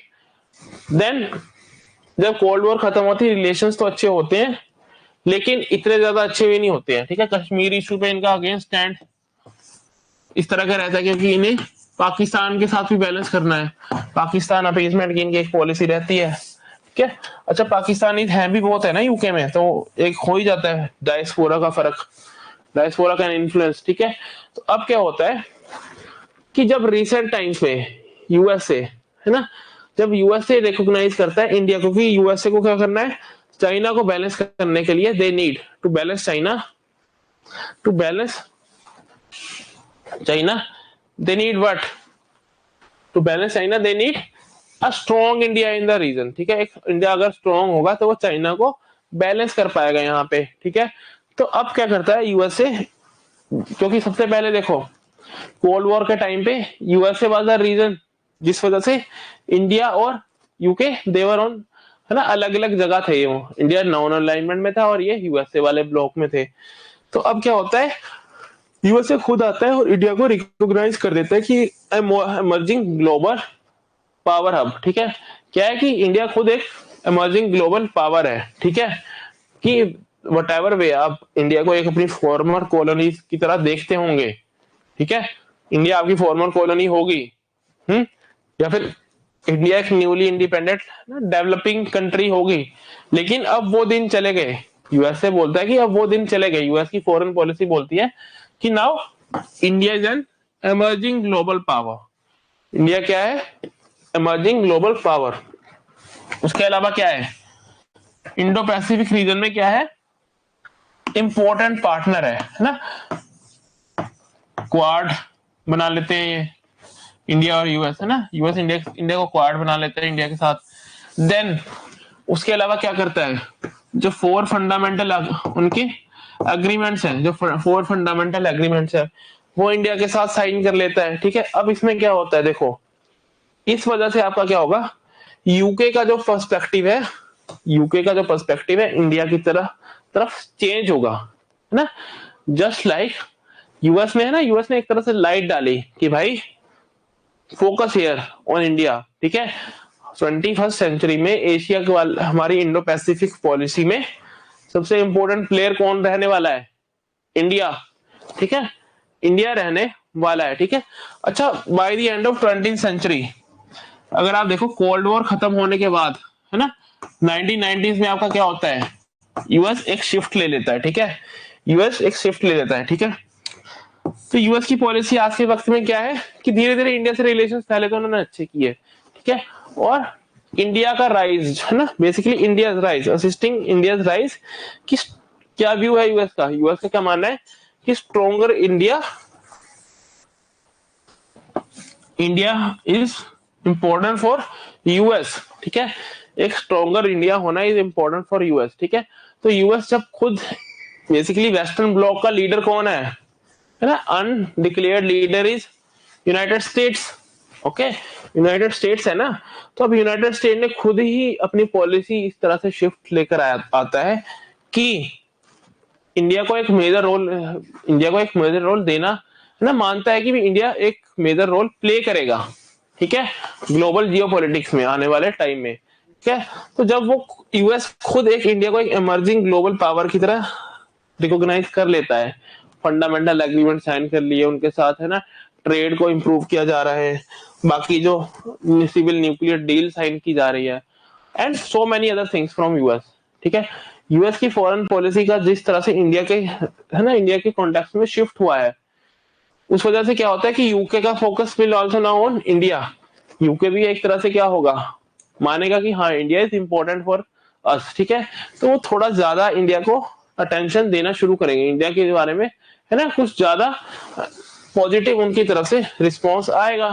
Then obviously stronger India, जैसे यूएस मानता है कि स्ट्रॉन्गर इंडिया जरूरी है, किससे? इंडिया इंडो पैसिफिक रीजन में piece, tranquillity and stability maintain करने के लिए एक स्ट्रॉन्गर इंडिया इज नीडेड। ठीक है, ये मानना किसका है? आपका यूनाइटेड किंगडम, सॉरी यूएस का, राइट, ये आपका किसका मानना है? यूएस का।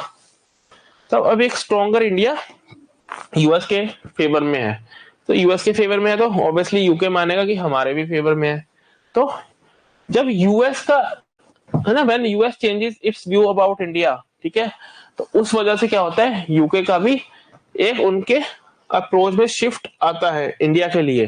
ठीक है, अब वो पाकिस्तान अपीसमेंट की पॉलिसी इतनी ज्यादा स्ट्रॉन्गली फॉलो नहीं कर रहे हैं जितना पहले करते थे। Understood? Then another country that influenced India UK relations is China. ठीक है, तो इमेजिन चाइना डोमिनेटेड एशिया। ठीक है, यूके सोचता है कि अगर एक चाइना डोमिनेटेड एशिया होगा तो that can be basically against our interest. ठीक है, वो हमारे इंटरेस्ट के खिलाफ हो सकता है। Hold on a second.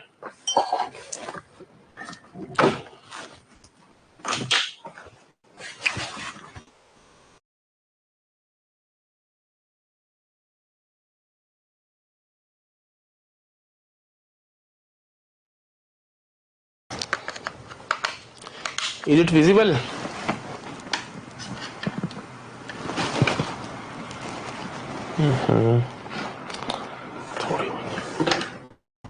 क्या that can be against the interest of क्या ग्लोबल पीस एंड ट्रैंक्विलिटी। ठीक है, तो चाइना डोमिनेटेड एशिया कोई नहीं चाहता। ठीक है, चाइना और एशिया में एक रीजनल पावर बने तो क्या होगा, इंडो पैसिफिक रीजन पहले ही ग्लोबल ट्रेड का सेंटर बन चुका है, तो ठीक है, तो इनके स्ट्रेटेजिक इंटरेस्ट, इनके इकोनॉमिक इंटरेस्ट के लिए क्या है, एक तरह से खतरा है ना, इनके स्ट्रेटेजिक इंटरेस्ट के लिए एक तरह से खतरा है, ठीक है। सो फॉर दैट रीजन क्या होता है, अब जब उनको चाइना का खतरा दिखाई देने लगता है, ठीक है, चाइना का खतरा दिखाई देने लगता है, फॉर एग्जांपल आपकी चाइना की एक्सपेंशनिस्ट पॉलिसीज, अपने नेबर्स को पोक करते रहना, है ना, अपने नेबर्स के एरियाज को क्लेम करना, जिसमें से काफी से नेबर्स क्या हैं, आपके वेस्टर्न ब्लॉक के अलाइज हैं, ठीक है, वेस्टर्न ब्लॉक के अलाइज हैं। देन यूएस को चैलेंज करना, ठीक है, यूएस को चैलेंज करने की कोशिश करना, ट्रेड वार हो जाती है यूएस और चाइना के बीच में, ट्रेड वॉर ना, ट्रम्प के टाइम में हुई थी ना trade war, right. So all these factors, जब है ना, ऑल दीज फैक्टर्स क्या करते हैं यूके को ना, तो एक टर्म यूज होती है जहां पे इंडो पैसिफिक टिल्ट, एक स्पीच है ना इनकी पार्लियामेंट में, तो यूके के लिए एक टर्म यूज होती है इंडो पैसिफिक टिल्ट, कि अब यूके का जो फोकस है वो इंडो पैसिफिक रीजन की तरफ ज्यादा हो गया है, ठीक है। तब जब अगर इंडो पैसिफिक रीजन को ज्यादा फोकस करेंगे ये, ठीक है, इंडो पैसिफिक रीजन को ज्यादा फोकस करेंगे, देन ऑब्वियसली क्या होगा, इंडिया एक इंपॉर्टेंट पार्टनर हो जाएगा इनके लिए, क्यों, टू बैलेंस चाइना, ठीक है। चाइना के हालात तो इन्होंने देख लिए ना, कि चाइना को हमने सपोर्ट किया या फिर चाइना के साथ ना, चाइना को हमने ग्रो करने दिया, इमर्ज करने दिया, और चाइना ने क्या किया, इमर्ज होने के बाद ग्लोबल पीस को एक तरह से चैलेंज किया, ठीक है, एक्सपेंशनिस्ट पॉलिसीज लेकर आया, है ना, कभी इसकी टेरिटरी में घुस रहा है, कभी उसकी टेरिटरी में घुस रहा है, ठीक है। So because of these reasons, ठीक है, इन सब वजहों की वजह से आपका क्या होता है, इंडिया इनके लिए अगेन इंडो पैसिफिक रीजन में एक इंपॉर्टेंट पार्टनर बन जाता है, ठीक है। अब इसको फिर से समझो, देखो यूके ने अब रिकॉग्नाइज कर दिया है कि Indo Pacific region is the focal point of global geopolitics in future, दुनिया की जियोपॉलिटिक्स का जो फोकस पॉइंट है, जो फोकल पॉइंट है, वो क्या है आने वाले वक्त में 21st सेंचुरी में, इंडो पैसिफिक रीजन, ठीक है, इंडो पैसिफिक रीजन। अब इंडो पैसिफिक रीजन में या तो चाइना डोमिनेट करेगा या फिर इंडिया उसको बैलेंस करेगा, तो एक बैलेंस मेंटेन रहेगा, ठीक है। अगर एक इकलौती पार्टी उसमें डोमिनेट करती है, तो that is against the interest of any other third party, किसी भी यूके यूएस वगैरह के इंटरेस्ट के खिलाफ है ना वो, फिर है ना, अगर कोई और पार्टी उसको डोमिनेट करती है, अंडरस्टूड, समझ आ रहा है, ठीक है। तो अगेन आपका यूके क्या लेगा, इंडिया की तरफ टिल्ट लेगा, बिकॉज ऑफ चाइना की एक्सटेंशनिज्म वगैरह को नोटिस करके they will take a tilt towards India, ठीक है, Indo Pacific tilt. Then next another important thing है ना, जो यूके और इंडिया के बीच में इंपॉर्टेंट है, बेसिकली इंडियन नेवी के लिए इंपॉर्टेंट चीज क्या है आपकी, electric propulsion technology, electric propulsion technology है ना, एक इंपॉर्टेंट क्या है चीज है, ठीक है, इंडियन नेवी के लिए। अच्छा, आपकी जो चाइनीज नेवी है, they have also included electric propulsion, तो अब हम पीछे नहीं ना रह सकते, ठीक है, इलेक्ट्रिक प्रोपल्शन जो टेक्नोलॉजी है हमें भी अपनी नेवी की शिप्स वगैरह में इंक्लूड करनी पड़ेगी, ठीक है। अब हमें वो टेक्नोलॉजी किससे मिल सकती है, यूके से, अंडरस्टूड, ठीक है। तो उसके लिए हमने क्या स्टेप लिया, एक ज्वाइंट वर्किंग ग्रुप बनाया, ठीक है, India UK electric propulsion capability partnership, ठीक है, अभी रिसेंटली ये बनाया ना, लास्ट ईयर की बात है, India UK electric propulsion capability partnership, ठीक है, एक ज्वाइंट ग्रुप हम लेके आते हैं, India UK electric propulsion, basically UK के पास ये टेक्नोलॉजी है ना, उनकी नेवी यूज करती है इसको अपनी, है ना, अपनी शिप्स पे, ठीक है, इंडिया के पास नहीं है, ठीक है। तो इंडियन नेवी के पास क्या है, वी लैक दिस टेक्नोलॉजी, ठीक है, currently we lack this technology, but on the other hand इनका एक नेवी का शिप है जिसका नाम है क्वीन एलिजाबेथ क्लास, है ना, रॉयल नेवी का क्वीन एलिजाबेथ क्लास, उस पे इलेक्ट्रिक प्रोपल्शन की technology they are using, understood? Electric propulsion की टेक्नोलॉजी ब्रिटेन के पास है पर इंडिया के पास नहीं है, ठीक है। तो अब जब हमें पार्टनरशिप साइन करते हैं, ठीक है, हमने एक ज्वाइंट, जब ये ज्वाइंट वर्किंग ग्रुप एस्टेब्लिश किया, बनाया, तो उस दौरान क्या होता है, ब्रिटेन और यूके क्या कमिटमेंट करता है कि हम they will train, equip and assist, ठीक है, इंडियंस को क्या करेंगे, कोई भी नेसेसरी इंफ्रास्ट्रक्चर जो होगा इलेक्ट्रिक प्रोपल्शन टेक्नोलॉजी के लिए, ठीक है, इंडिया को अपनी शिप्स पे इलेक्ट्रिक प्रोपल्शन टेक्नोलॉजी इंस्टॉल करने के लिए जो भी नेसेसरी इंफ्रास्ट्रक्चर होगा उसके लिए वो ट्रेनिंग भी देंगे, इक्विपमेंट भी देंगे और इंफ्रास्ट्रक्चर बिल्डिंग में असिस्ट भी करेंगे, ठीक है, असिस्ट भी करेंगे। समझ आ रहा है ना कि एक इंपॉर्टेंट टेक्नोलॉजी है हमारे दोनों के लिए, सॉरी इंडिया के लिए, अपनी इंडियन नेवी के लिए इलेक्ट्रिक प्रोपल्शन टेक्नोलॉजी। लेकिन हमारे पास तो है नहीं, है ना, we don't have that technical know how. So on the other hand Britain they have, तो हमें क्या करनी है, वो ब्रिटेन से लेनी है वो टेक्नोलॉजी। एंड उसके लिए हमने क्या इनिशिएटिव लिया, India UK electric propulsion capability partnership, ठीक है। अच्छा, इसका फायदा क्या है, देखो इलेक्ट्रिक प्रोपल्शन अगर कोई शिप यूज करती है तो उससे क्या होता है, लोअर अकोस्टिक सिग्नेचर। अच्छा, अकोस्टिक सिग्नेचर क्या समझते हैं, अकोस्टिक तो साउंड से रिलेटेड हो गया ना, अकोस्टिक सिग्नेचर क्या होता है कि भाई acoustic signature is the sound वगैरह जो शिप आपकी बनाए, है ना, प्रोड्यूस करेगी जब होगी समुद्र में, ठीक है। मान लो एक शिप आ रही है आपकी नेवी की कहीं से दूर से, ठीक है, तो उसका जो आवाज वगैरह जो भी है वो कम है, तो उसको डिटेक्ट करने में, ठीक है, इजीली डिटेक्ट नहीं होगी, ठीक है, साइलेंट है थोड़ी। और एक शिप आपकी आ रही पूरा शोर मचाते हुए, तो आपके दुश्मन को तो पहले ही पता चल जाएगा कि भाई दूर से कुछ आ रहा है, ठीक है।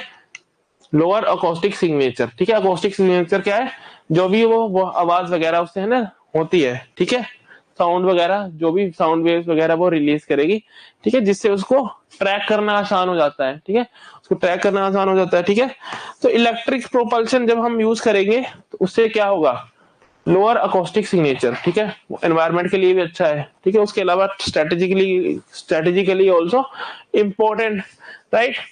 देन उसके अलावा एनहेंस्ड इलेक्ट्रिक पावर जनरेशन, ठीक है, enhanced electric power generation, okay, तो आपकी इलेक्ट्रिक पावर की जनरेशन है वो भी बढ़ जाती है, ठीक है।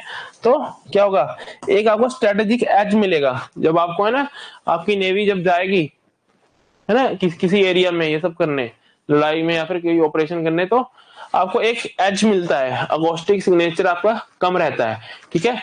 तो ये नेवी के लिए इंपॉर्टेंट है और हमारे लिए और ज्यादा इंपॉर्टेंट क्यों हो जाती है, क्योंकि चाइना ने अपनी शिप पे ये टेक्नोलॉजी इंस्टॉल कर दी है, चाइना के पास आ गई है तो हमारे पास भी होनी चाहिए, ठीक है। एक रेस है ना दोनों कंट्रीज के बीच में, इंडो पैसिफिक में एक रेस है, ठीक है। तो अब ये टेक्नोलॉजी हमें कौन देगा, चाइना देगा। कौन देगा, चाइना देगा, सॉरी।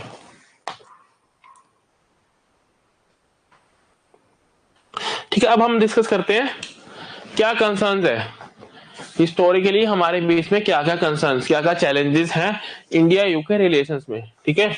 इंडिया यूके रिलेशंस में क्या क्या चैलेंजेस आपके हैं, देखो फर्स्ट ऑफ ऑल हिस्टोरिकली हम क्या है, colony, India is their former colony and UK are coloniser, ठीक है, हमारे क्या है, फॉर्मल कॉलोनाइजर, ठीक है। यूके ने हमारे पे राज किया और हम उनके क्या थे, गुलाम थे, सिंपल लैंग्वेज में, ठीक है। तो अब क्या होता है कि रस्सी जल गई पर बल नहीं गया, है ना। फर्स्ट ऑफ ऑल हमारे हिस्टोरिकल कॉन्ट्राडिक्शन है, हमें पहले ही उनसे काफी ज्यादा हिस्टोरिकली प्रॉब्लम्स है कि भाई आज हमारी इकोनॉमी इतनी कमजोर है ना, इकोनॉमी छोटी है तो तुम्हारी वजह से है, तुमने हमारी वेल्थ काफी लेके गए हो ना, ये सब हमारे पास दिक्कतें पहले से हैं, ठीक है। अब नाउ उसके अलावा अब क्या हो रहा है हमारे बीच में कि यूके की एक टेंडेंसी रहती है खुद को इंडियन जो सब कॉन्टिनेंट है, ठीक है, इंडियन सब कॉन्टिनेंट में छोड़ के तो चले गए, लेकिन ये खुद को क्या मानते हैं कि भाई हम एक स्पेशल रोल प्ले करेंगे यहाँ पे, कि हमारी फॉर्मर कॉलोनी है, तो हम इनको बताएंगे कि अगर तुम्हारी कश्मीर पे लड़ाई हो रही है तो ऐसे रिजॉल्व करो, ठीक है। फालतू का इंटरफेरेंस करेंगे, ठीक है, फालतू का प्रेशराइज करने की कोशिश करेंगे, इन्फ्लुएंस करने की कोशिश करेंगे। नियो कॉलोनियलिज्म, ठीक है, नियो कॉलोनियलिज्म कि भाई चले तो गए, लेकिन अभी बाहर से बैठ के भी, है ना, चीजों को चलाने की कोशिश करते रहोगे, ठीक है। तो उस वजह से क्या होता है, कश्मीर इशू हो गया, है ना, एक फ्रिक्शन आ जाती है, ठीक है। फॉर एग्जांपल जब हम इनसे एक एज एन इंडिपेंडेंट कंट्री, ठीक है, एक इनमें क्या होगा, कॉलोनियल कॉलोनियल हैंगओवर इनमें होगा, ठीक है। कॉलोनियल हैंगओवर इनके बीच में होगा कि भाई ये तो हमारी फॉर्मर कॉलोनी है, इसको अभी भी हम इंस्ट्रक्ट कर सकते हैं, सलाह दे सकते हैं और इन्हें माननी भी पड़ेगी, ठीक है। तो एक तरह से still trying to influence India's foreign policy, है ना, सब कॉन्टिनेंट के जो इवेंट्स है उनको एक तरह से इन्फ्लुएंस करने की इनकी कोशिश रहती है, अंडरस्टूड। तो उस वजह से क्या होता है, टेंशन दोनों कंट्रीज के बीच में एक फ्रिक्शन होगा, ठीक है। थ्रू आउट कोल्ड वॉर हमने वो देखा, ठीक है। उसके अलावा देखो, पार्टीशन हुआ, इन्होंने एक हेस्टीली, है ना, जल्दबाजी में पार्टीशन जो इंडिया का हुआ उसको इंप्लीमेंट कर दिया, रातों रात बोल के चले गए कि भाई ये तुम्हारी बाउंड्रीज है, अब लड़ो आपस में, ठीक है। तो पार्टीशन का जो एक कॉन्सिक्वेंसेस है, पार्टीशन की वजह से जो इतना ब्लड शेड हुआ, और है ना दोनों कंट्री इंडिया और पाकिस्तान के बीच में एक कंफ्लिक्ट, है ना, इंडिया कश्मीर कंफ्लिक्ट एक तरह से आ गया, है ना। अगर पार्टीशन ना ही होता, है ना, अगर यूके पार्टीशन को सपोर्ट ना करता, पावर किसी एक सेंटर के हाथ में देके चला जाता, पार्टीशन ना करता, तो एटलीस्ट हमारे बीच में जो टेररिज्म की समस्या है और आपकी कश्मीर की समस्या है, डिस्प्यूट है, जिसकी वजह से हमारे 4-4 वॉर्स हो चुके हैं, वो ना होती, ठीक है, वो उससे हम बच जाते, अंडरस्टूड। देन कोल्ड वॉर के टाइम पे, ठीक है, कोल्ड वॉर के टाइम पे जो इन्होंने रोल प्ले किया, ठीक है, कोल्ड वॉर के टाइम पे अगेन 1965 में हम जाते हैं तो ये इंडिया को एग्रेसर बोल देते हैं, 1966 में हमें प्रेशराइज करते हैं कि न्यू लिबरल रिफॉर्म्स के लिए जाओ, अंडरस्टूड, ठीक है। तो इन सब चीजों की वजह से क्या होता है, हिस्टोरिकल फैक्टर्स की वजह से काफी टाइम तक इनकी टाइज, है ना, इवन आफ्टर इंडिया और ब्रिटेन, वो दो अलग अलग इंडिपेंडेंट कंट्रीज बन गई हैं, ठीक है। अब ब्रिटेन हमारा कोई हेड नहीं, हेड ऑफ स्टेट नहीं है, स्टिल क्या हो रहा है आपका रिलेशंस में उस चीज का असर हो रहा है, ठीक है, हिस्टोरिकल चीजों की वजह से रिलेशंस इंपैक्ट हो रहे हैं। देन अनदर कंसर्न इज आपका पाकिस्तान की साइड इन्होंने लेनी है हमेशा, ठीक है। हिस्टोरिकली क्या करते हैं ये, पाकिस्तान प्रो पाकिस्तान पोजीशन लेते हैं, पाकिस्तान को अपील करने की फिराक में ये रहते हैं कि भाई पाकिस्तान ने अगर तुम्हारे किसी एरिया पे पीओके पे कब्जा कर लिया है तो तुम पाकिस्तान से बात करो, ठीक है, पाकिस्तान से बात करो, है ना, रेदर देन सेइंग कि भाई Pakistan should return Indian territory, Pakistan से बात करने के लिए ये बोलते रहते हैं। सॉरी अगेन,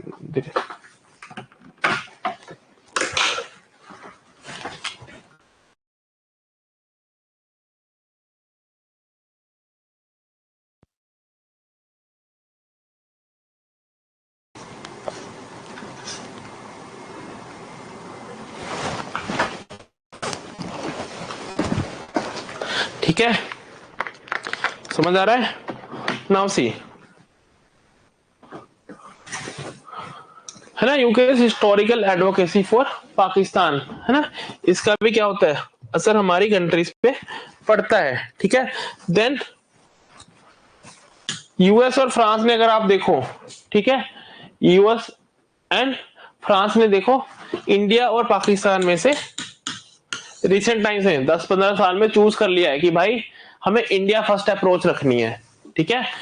इवन चाइना वगैरह भी, ठीक है, चाइना को भी उन्होंने साइड लाइन करके इंडिया फर्स्ट अप्रोच की तरफ उन्होंने अपना एक मन बना लिया। लेकिन यूके का क्या है अभी भी, ठीक है, इनका अभी भी डिसीजन, अभी रिसेंट में तो चलो खैर इनका एक तरह से रुख पता चल ही गया है, लेकिन अगर हम देखेंगे through out the history after independence of India, इन्होंने इंडिया फर्स्ट अप्रोच की तरफ काफी लेट कदम रखा, ठीक है। जिस तरह जब यूएस ने प्रॉपरली एक तरह से सिग्नल दे दिए कि भाई India is an important partner in Indo Pacific, जब यूएस क्या करता है क्वाड वगैरह इंडिया के साथ बना लेता है, ठीक है, और है ना इंडिया को एक 4 मेजर जो उनके डिफेंस एग्रीमेंट है वो साइन कर देता है, तब इनको थोड़ी थोड़ी इनकी पॉलिसी में टिल्ट आने शुरू होता है। लेकिन क्यों इनका क्या है कि दोनों पाकिस्तान और इंडिया में बैलेंस करना है और पाकिस्तान को अपीज करने की एक पॉलिसी लेकर भी चलना है। ठीक है, तो इंडिया फर्स्ट जो अप्रोच जिसको यूएस और फ्रांस ने वेस्टर्न ब्लॉक में काफी पहले ही अपना लिया, उसके लिए इन्होंने काफी ज्यादा सोच विचार किया। ठीक है, अभी भी इनका कुछ क्लियर नहीं है। ठीक है, क्लियर नहीं है, अंडरस्टूड। देन जो हिस्टोरिकल रीजंस की वजह से या फिर है ना दो आपका जो कॉलोनियल हिस्ट्री रही है उस वजह से जो इवेंट्स होते रहते हैं, फॉर एग्जांपल इंडियंस बोल देते कि भाई हमारा कोहिनूर वापस करो। ठीक है, तो इस वजह से भी टेंशन हो जाती है दोनों, है ना, पी टू पी टाइज खराब हो जाएंगी। तो इंडियंस वहां पे जाके बोलते रहेंगे कोहिनूर दो, है ना। देन अनदर थिंग इज आपको क्या, ब्रिटिश प्राइम मिनिस्टर ने अभी है ना, इससे पहले जो प्राइम मिनिस्टर थे उन्होंने क्या किया था, जलियांवाला बाग में हुआ था ना, जनरल डायर ने गोलियां चला दी थी। ठीक है, जनरल डायर ने गोलियां चला दी थी। तो ब्रिटिश प्राइम मिनिस्टर क्या करता है, नॉट ऋषि सुनक है ना, पहले जो एक प्राइम मिनिस्टर थे, उन्होंने क्या किया था, मना कर दिया था कि हम अपोलोजाइज नहीं करेंगे। They refuse to apologise for this. तो अगेन एक सेंटिमेंटल कोहिनूर और आपका ये जलियांवाला है ना, काफी सेंटिमेंटल एक क्या है इसमें, सॉरी देखो एक सेंटिमेंट जुड़े हैं लोगों के इसके साथ। ठीक है, तो इस वजह से भी क्या होता है, इन छोटी छोटी वजहों से भी आपकी टाइज में स्ट्रेन्स, ठीक है, टेंशन आती हैं, अंडरस्टूड। अगर उनका प्राइम मिनिस्टर बोल रहा कि भाई हाँ जो किया तो किया, हम माफी नहीं मांगेंगे 100 साल के बाद भी, अंडरस्टूड है ना। 100 साल की एनिवर्सरी थी ना जलियांवाला इंसिडेंट की अभी 4-5 साल पहले।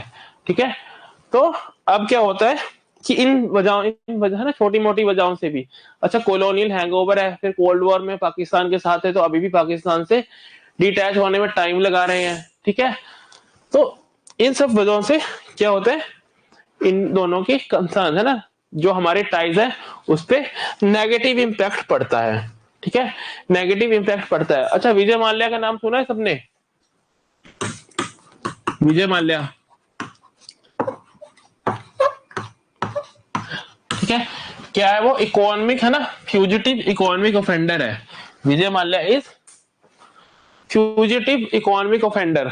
ठीक है, इंडिया का एक फ्यूजिटिव इकोनॉमिक ऑफेंडर है, और हम वो यूके में जाके छुप गया है ना, बेसिकली छुप गया, वहां पे सेटल हो गया है, और काफी वक्त से हम उसको एक्स्ट्राडिशन क्या होता है कि यूके से उसको वापस इंडिया लाने की कोशिश चल रही है, लेकिन वहां पे विजय माल्या को प्रॉपर सपोर्ट मिल रही है पूरी। ठीक है, यूके कोई प्रोएक्टिव है ना, भी जैसे उनकी लीगल प्रोसीडिंग है उस तरह से चलते रहो। यूके इज नॉट टेकिंग, है ना, यूके कोई प्रोएक्टिव या फिर गुडविल जेस्चर नहीं ले रहा कि भाई लो ये है तुम्हारा विजय माल्या, हम तुम्हें लौटाते हैं, छोड़ो जो भी हमारा रूल ऑफ लॉ एंड बाकी सारी कॉन्सेप्ट्स है, लीव दैट अपार्ट, तुम्हारा एक इकोनॉमिक ऑफेंडर है, इसको वापस ले लो। ठीक है, ठीक है, तो इस तरह के जो फ्यूजिटिव इकोनॉमिक ऑफेंडर्स हैं यूके में क्या करते हैं, वो शेल्टर ले लेते हैं। ठीक है, यूके उनके लिए सेफ हेवन बन चुका है, यूके में जाकर शेल्टर ले लेंगे और यूके उनको शेल्टर करेगा। ठीक है, इंडिया की इकोनॉमी से जो पैसा लेके लूट के जाएगा उसको यूके में जगह मिल जाएगी। तो इस वजह से भी है ना, extradition of Indian economic offenders के इशू पे भी काफी ज्यादा दोनों कंट्रीज में टेंशन रहती हैं। ठीक है, apart from that pro Khalistani protesters को एक फ्रीडम ऑफ स्पीच मिलती है वहां पे। ठीक है, तो 2019-20 में क्या हुआ था, इंडियन एम्बेसी पे 10,000 खालिस्तानी प्रोटेस्टर ने अटैक कर दिया था, है ना, पत्थर वगैरह चला दिए थे। ठीक है, तो in the name of rule of law and freedom of speech वो क्या कर रहे हैं, इंडिया की टेरिटोरियल इंटीग्रिटी के अगेंस्ट है ना ये pro Khalistani movement, right, India की टेरिटोरियल इंटीग्रिटी के अगेंस्ट है प्रो खालिस्तानी मूवमेंट। ठीक है, तो इस वजह से क्या होता है आपका, है ना, इस वजह से भी हमारा इनसे विश्वास उठेगा कि भाई तुम तो हमारे सेपरेटिस्ट को, जैसे हमारे यहाँ पे दलाई लामा रहता है, ठीक है, हमारे सेपरेटिस्ट को तुम एक तरह से क्या कर रहे हो, प्लेटफॉर्म कर रहे हो, उनको जगह दे रहे हो, अंडरस्टूड। ठीक है, तो that is also a cause of concern कि उनके अगेंस्ट कोई इनका सख्त कार्रवाई जिसको बोलते हैं ना, कोई सॉलिड एक्शन लिया नहीं जाता है उनकी कंट्री में जाके। अच्छा वियना कन्वेंशन है एक, there is one Vienna convention, वो एम्बेसीज वगैरह और एम्बेसडर्स वगैरह के राइट्स की बात करती है।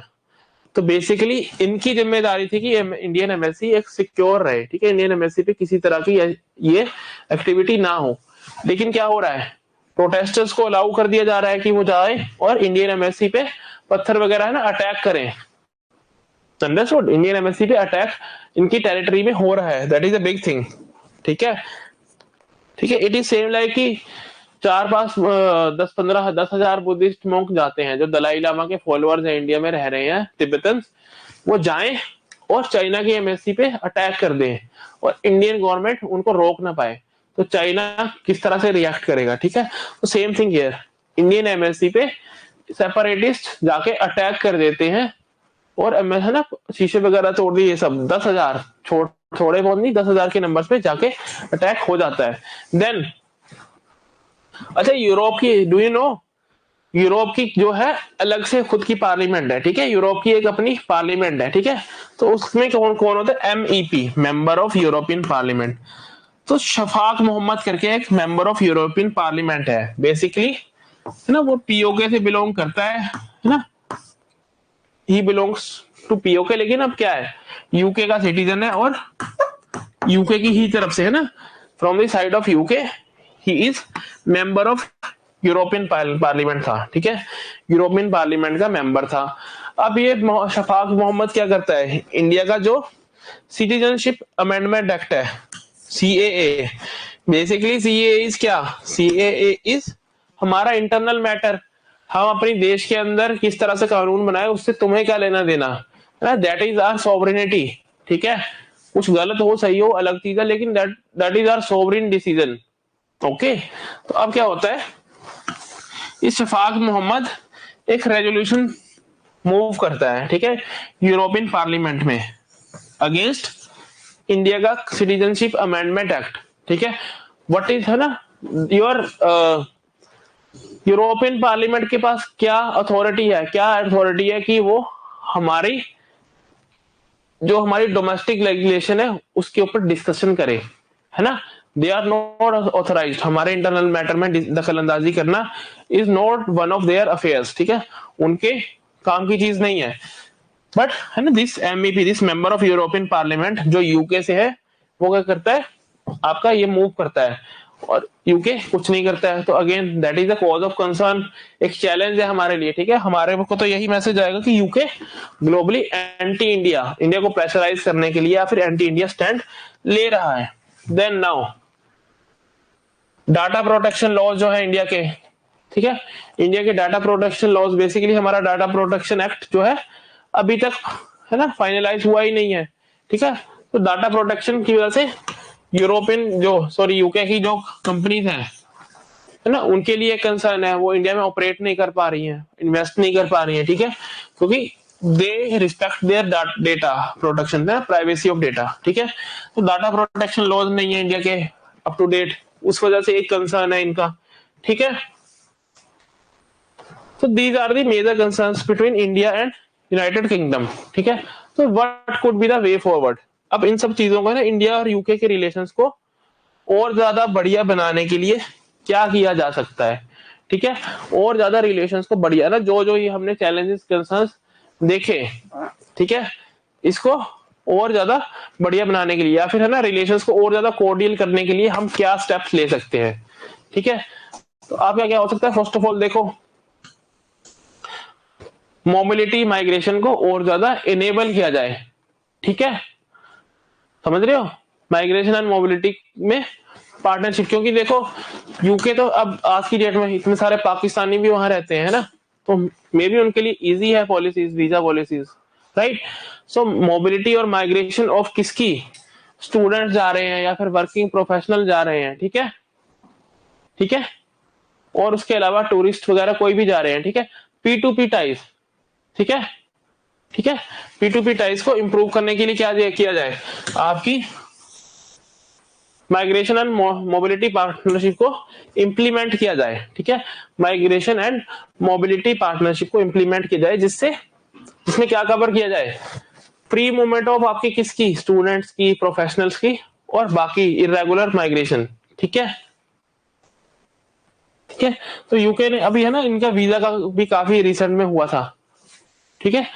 तो उस वजह से इनको एक ना न्यू इमिग्रेशन पॉलिसी, ठीक है, new skill based immigration policy, ठीक है। उसके अलावा bilateral dialogues, bilateral partnership on किस एरियाज में, क्लाइमेट चेंज, है ना। एक कॉमन एरिया है ना, यूरोपियन कंट्री जो डेवलप्ड कंट्रीज है वो क्या है, काफी ज्यादा कंसर्न है क्लाइमेट के लिए, ठीक है, अंडरस्टूड। तो उन एरियाज में we can cooperate, bilateral dialogue, partnership वगैरह वगैरह ना, ग्लोबल फोरम्स पे, यूएनएफसीसी में दोनों एक साथ मिलके कोई मोशन मूव कर सकते हैं। जैसे इंडिया और फ्रांस ने क्या किया था, इंटरनेशनल सोलर अलायंस बनाई थी, understood. So similarly climate change के इशू में वी कैन कोलैबोरेट, ठीक है। इन एरिया में हम क्या कर सकते हैं, क्या कर सकते हैं, हम कोऑपरेट कर सकते हैं, ठीक है। देन एनर्जी डायलॉग, ठीक है, क्लाइमेट पावर एंड रिन्यूएबल्स पे तो दे आर ऑलरेडी फंडिंग, ठीक है। तो इस क्लाइमेट, एनर्जी सिक्योरिटी एंड आपका रिन्यूएबल एनर्जी, इन एरियाज में क्या है, there is scope for cooperation, ठीक है। उस चीज का फायदा उठाया जाए, उस चीज को एनकैश किया जाए एंड आपके रिलेशंस को और ज्यादा बढ़िया बनाया जाए, है ना, इंप्रूव किया जाए। देन अच्छा, जियोपॉलिटिक्स की वजह से मोर, है ना, टुडे और टुमारो इनके रिलेशंस इंप्रूव होंगे ही होंगे, है ना, ठीक है। ये सब पॉइंट्स आपको किस लिए याद रखने हैं, हमने एग्जाम में लिखने के लिए, ठीक है, understood. Then ministerial minister level क्या, साइंस एंड टेक में इनोवेशन के लिए, ठीक है, साइंस एंड टेक में इनोवेशन, सॉरी, में कोऑपरेशन के लिए आपको एक काउंसिल करनी चाहिए, ठीक है, मिनिस्टर लेवल की, ठीक है। तो इस साइंस एंड टेक का जो एरिया है, इसमें भी हमारे पास काफी ज्यादा स्कोप है, राइट, टू कोऑपरेट, ठीक है। तो इसमें रिसर्च होगा, इनोवेशन हो गया, कोलैबोरेशन हो गया, उस एरिया में रिलेशंस इंप्रूव करने के लिए दे शुड टेक इनिशिएटिव, है ना। इस एरिया में अगर आप, हमने देखा हो अभी इतने ज्यादा इनिशिएटिव्स हमारे हैं नहीं, है ना, जिस लेवल की हमारे यूएस के साथ है, राइट। देन डब्ल्यूटीओ, डब्ल्यूटीओ में क्या है, ये डेवलप्ड कंट्री है और इंडिया डेवलपिंग कंट्री है, उस वजह से एक रिफ्ट रहेगी। तो डब्ल्यूटीओ में भी वी नीड, ठीक है, हमें क्या करना है, डब्ल्यूटीओ में भी अपने कोऑपरेशन को बढ़ाने की कोशिश करनी है, एक दूसरे के साथ कन्फ्रंटेशन नहीं करनी है, ठीक है, एक दूसरे के साथ कन्फ्रंटेशन नहीं करनी है, ठीक है। Shared goals including restoring confidence, ठीक है। तो क्या है बेसिकली, आपका वर्ल्ड ट्रेड ऑर्गेनाइजेशन का एक क्रेडिबिलिटी को, है ना, पुश देने के लिए, क्रेडिबिलिटी को मेंटेन करने के लिए। और देखो वर्ल्ड ट्रेड ऑर्गेनाइजेशन में क्या होता है, हमेशा देयर इज कंफ्लिक्ट बिटवीन आपका क्या, confrontation between developed and developing countries. तो हम डेवलपिंग कंट्रीज है, ये डेवलप्ड कंट्री है, तो वहां पे कन्फ्रंटेशन से बचना है, ट्रस्ट बिल्डिंग करनी है। और जैसे डब्ल्यूटीओ की ओवरऑल, है ना, खुद की क्रेडिबिलिटी पे जो एक, है ना, क्वेश्चन मार्क अभी रिसेंट टाइम में देखे जाए, उससे भी हमें वी हैव टू बचना है उससे, ठीक है। Then India UK civil nuclear cooperation करना है, ठीक है, जिस लेवल का कॉपरेशन हमारा किसके साथ है, ठीक है, जिस लेवल का कोऑपरेशन हमारा यूएस के साथ है, उस लेवल का सिविल न्यूक्लियर कोऑपरेशन को रीअफर्म करना है, ठीक है, okay. Then India global centre for nuclear energy partnership, ठीक है।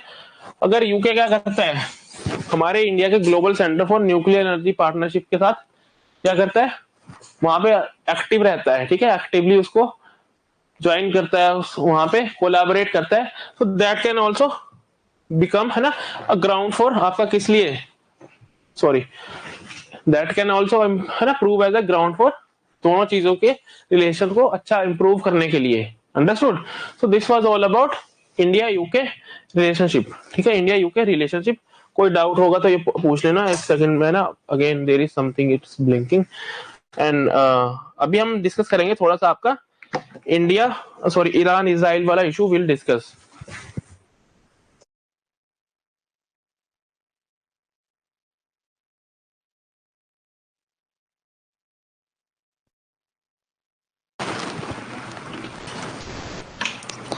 ठीक है, इज इट विजिबल, दिख रहा है ना, चलो। तो दिस वाज ऑल अबाउट आपका इंडिया यूके रिलेशंस। ये सब पॉइंट्स आपने मेंशन करके आने एग्जाम में, है ना, इसको याद रखना है, ठीक है। ऑल द यूके के साथ, है ना, इतना ज्यादा क्वेश्चंस आने के चांसेस होते नहीं है, उतना ज्यादा इंपॉर्टेंट टॉपिक है नहीं, लेकिन स्टिल क्वेश्चंस तो आपके कहीं से भी आ सकते हैं।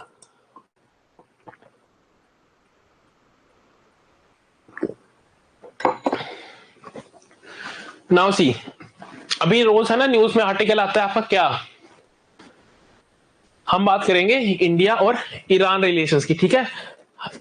आजकल काफी न्यूज में चल रहा है, sorry, India, Iran and Israel. Basically हम इजराइल और ईरान के रिलेशंस की बात करेंगे। तो देखो क्या होता है कि अभी न्यूज में आता है कि ईरान ने क्या किया, इजराइल के ऊपर मिसाइल वगैरह दाग दी है ना, इस तरह की चीजें कर दी है ना, मिसाइल, क्रूज मिसाइल हो गया, ड्रोन वगैरह से एक छोटा मोटा अटैक किया इजराइल की टेरिटरी पे, है ना। और बाद में ये भी कह दिया कि भाई ये तो it was just as a warning, ठीक है, we are not declaring a war, ठीक है। ईरान कहता है कि एक लिमिटेड एक्शन था, रिस्ट्रिक्टेड एक्शन था, हम आप पे कोई वॉर डिक्लेयर नहीं कर रहे हैं। तो क्या वजह हो सकती है ईरान और इजराइल के बीच में इस रिफ्ट की? तो देखो, जो ईरान और इजराइल के बीच में अगर हम रिसेंट टाइम्स में देखें, पिछले 10 साल 20 साल, उस टाइम का अगर हमने नोटिस किया होगा, तो एक दुश्मनी का माहौल इनके बीच में, तनाव का माहौल रहा है। लेकिन हिस्टोरिकली ऐसा नहीं था, ठीक है। जब आपका 1948 में इसराइल बनता है, ठीक है, इसराइल जब आपका एग्जिस्टेंस में आता है, तो ईरान वाज सेकंड, है ना, Iran was second Islamic country, है ना, टर्की के बाद, जिसने इसराइल को एक्नोलेज किया, इसराइल को रिकॉग्नाइज किया, ठीक है, कि माना कि हाँ ये एक इंडिपेंडेंट देश है। जबकि उस दौर में क्या हो रहा है, बाकी के जो गल्फ कंट्रीज हैं, बाकी के मुस्लिम कंट्रीज उस रीजन के इसराइल के एक तरह से दुश्मन है, प्रॉपरली अपोज कर रहे हैं। उस दौर में भी ईरान क्या करता था, इसराइल को रिकॉग्नाइज करता है, एक्नोलेज करता है। लेकिन टाइम के साथ आपके रिलेशन खराब क्यों हो जाते हैं? देखो, ईरान में एक थोड़ा लिबरल रिजाइम था पहले, लेकिन 1979 में ईरान में क्या होता है, इस्लामिक रेवोल्यूशन हो जाता है, ठीक है। इस्लामिक रेवोल्यूशन होता है और आयतुल्लाह खमीनी, है ना, वो पावर में आ जाते हैं, ठीक है। तो अब ईरान ईरान क्या बन गया, एक रिलीजन बेस्ड स्टेट, बेसिकली एक थियोक्रेसी बन के निकलेगा, ठीक है। अब एक थियोक्रेसी है तो वो क्या करेगा, वो बोलेगा कि भाई इसराइल क्या है, मुस्लिम पे अटैक कर रहा है, मुस्लिम पे जुल्म कर रहा है, तो वहां से उनके रिलेशंस खराब होना शुरू हो जाएंगे, ठीक है, उनके रिलेशंस खराब होना शुरू हो जाएंगे। तो जब इस्लामिक रिपब्लिक ऑफ ईरान बनता है, तो उसमें क्या होता है कि इसराइल उसको रिकॉग्नाइज, उसको एक्नोलेज तक करने से मना कर देता है कि भाई ये कोई नई कंट्री नहीं है, जो वहां पे पुरानी गवर्नमेंट थी वही इनकी रिप्रेजेंटेटिव होनी चाहिए, ठीक है। लेकिन अब चीजें तो ईरान में बदल गई, ईरान अब क्या हो गया, एक इस्लामिक रिपब्लिक। अच्छा, पावर पॉलिटिक्स के हिसाब से देखो तो मिडिल ईस्ट में आपके Israel, then you have Saudi bloc, है ना, जो यूएस के अलाइज हैं, then third one is your Iran, ठीक है। तो इन सब की क्या है, एक एम्बिशंस है, रीजनल एम्बिशन, कि भाई they emerge as a regional power. तो ईरान भी क्या उस रीजन में एक रीजनल पावर की तरह एमर्ज करना चाहता है। ईरान कोई सुपर पावर नहीं बनना चाहता, लेकिन वो एक रीजनल पावर बनना चाहता है। तो ऐसे में ईरान का रीजनल पावर बनना जो यूएस है उसके लिए क्या है, एक चैलेंज है, क्योंकि ईरान में प्रो यूएस, यूएस का फेवरेबल रिजाइम तो है नहीं, है ना। ईरान में you don't have a favourable regime जो यूएस की तरफ टिल्टेड हो। वो तो धीरे धीरे क्या कर रहे हैं, आपका रशिया की तरफ मूव कर रहे हैं, अंडरस्टूड। तो अच्छा, एक सुपर पावर जो होती है, सुपर पावर क्या होती है, सुपर पावर वो होती है जो थ्रू आउट द वर्ल्ड, पूरी दुनिया में होने वाले इवेंट्स को क्या कर सके, इन्फ्लुएंस कर सके, ठीक है। तो उस इवेंट्स को इन्फ्लुएंस करने के लिए उसको क्या चाहिए कि वहां पे जो रीजनल पावर है, जो वहां पे रीजन में जो कोई भी अगर इन्फ्लुएंशियल है तो वो उनके फेवर में हो, ठीक है, उनकी बात माने, ठीक है। तो अब मिडिल ईस्टर्न रीजन में अगर आप देखो, तो आपका इसराइल और आपका सऊदी की जो मोनार्कीज हैं, जो अरेबियन मोनार्कीज हैं, दे आर यूएस के अलाइज, ठीक है, वो यूएस के इन्फ्लुएंस में है, ठीक है। तो उनपे यूएस का एक तरह से कंट्रोल है, उनकी जो फॉरेन पॉलिसी होगी वो यूएस के नेशनल इंटरेस्ट के हिसाब से चल सकती है। ऑन दी अदर हैंड आपका तीसरा पार्टी जो वहां पे है, जो रीजनल पावर की एम्बिशंस है ना लेके चल रहा है, ईरान, है ना, दे आर नॉट, है ना, वो एक तरह से यूएस के इन्फ्लुएंस में नहीं है, ठीक है। They are challenging US hegemony, ठीक है, वो यूएस की हेजमनी के हिसाब से नहीं चलना चाहते हैं। तो अब ये क्या है, आपका यूएस की इंटरेस्ट के लिए, है ना, उनके सुपर पावर स्टेटस के लिए भी एक तरह से खतरा है।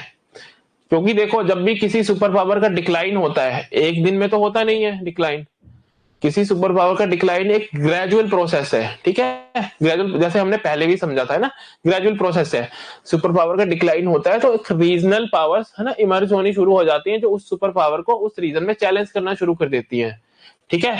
बेसिकली उस सुपर पावर का इन्फ्लुएंस उस रीजन से कम होता जाता है और रीजनल पावर डोमिनेट करनी शुरू कर जाती है, ठीक है। तो अब यहाँ पे सेम चीज, ठीक है, आपके ईरान एक रीजनल पावर की एस्पिरेशंस रखता है, अंडरस्टूड, और वो रीजनल पावर यूएस जो एक सुपर पावर है उसके इन्फ्लुएंस को चैलेंज करना चाहती है, ठीक है। तो यहाँ पे एक यूएस वेस्ट वर्सेस है ना ईरान का एंगल भी आ जाता है, सुपर पावर और रीजनल पावर का एंगल भी आ जाता है।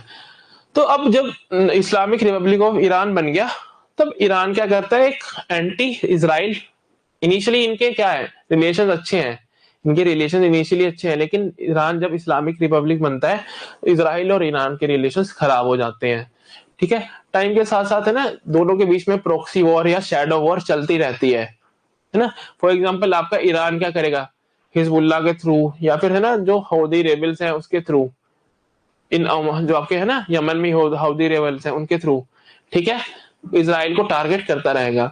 सिमिलरली इसराइल भी ईरान के प्रॉक्सीज को या फिर ईरान के जो भी ईरान की प्रेजेंस है आपकी कहाँ पे, सीरिया आसपास के रीजन में, उनको टारगेट करता रहेगा, एक प्रॉक्सी वॉर इनमें चलती रहेगी। उसके बाद क्या होता है कि 2010 से आपका ईरान है ना, ईरान का जो न्यूक्लियर प्रोग्राम होता है उसके ऊपर आपका इसराइल है ना अलोंग विद यूएस वो साइबर अटैक के साथ टारगेट करना शुरू कर देते हैं ना, स्टक्सनेट करके एक साइबर है ना अटैक, बेसिकली एक वायरस होता है उससे अटैक करते हैं इनको है ना, तो मालवेयर जो भी होता है, ठीक है। तो अब देखो साइबर अटैक वगैरह होने शुरू हो गए हैं। ईरान का जो न्यूक्लियर वेपन, जो न्यूक्लियर प्रोग्राम है, ठीक है, ईरान का जो न्यूक्लियर प्रोग्राम है उससे इनको एक तरह से डिस्कम्फर्ट है ना, यूएस भी इन पे क्या इल्जाम लगाता रहता है कि भाई they are developing weapons of mass destruction, ठीक है। तो उस वजह से यूएस ईरान पे सैंक्शंस वगैरह भी लगाता रहता है, ईरान को प्रेशराइज भी करता है। अच्छा अभी रिसेंटली आपका ईरान ने, अच्छा यूरेनियम, आपको कंसंट्रेटेड यूरेनियम चाहिए किस लिए, you need concentrated uranium two make weapons, आपके पास न्यूक्लियर रिएक्टर्स है, टेक्नोलॉजी है, आपको क्या चाहिए, यूरेनियम की कंसंट्रेशन बढ़ानी है, ठीक है। अब कंसंट्रेटेड यूरेनियम बनाने के लिए आपको क्या चाहिए, सेंट्रीफ्यूग्स, पता है ना सेंट्रीफ्यूगल फोर्स, सेंट्रीफ्यूग्स चाहिए। तो ईरान अपनी एक सेंट्रीफ्यूग फैसिलिटी अनवील करता है अभी है ना 2019 में। अच्छा ईरान जिस दिन अनवील करता है अगले ही दिन वहां पे ब्लैकआउट हो जाता है, बेसिकली इसराइल की तरफ से साइबर अटैक होता है और वो सेंट्रीफ्यूग्स को खराब कर दिया जाता है, ठीक है। तो इन्होंने है ना यूएस इसराइल एंड ऑल, इन्होंने टाइम टू टाइम ये क्या कर रहे हैं, फ्रीक्वेंटली साइबर अटैक वगैरह करके ईरान के न्यूक्लियर प्रोग्राम को डिस्टर्ब कर रहे हैं ना, डिस्टर्ब कर रहे हैं, ठीक है। तो उस वजह से भी टेंशन है।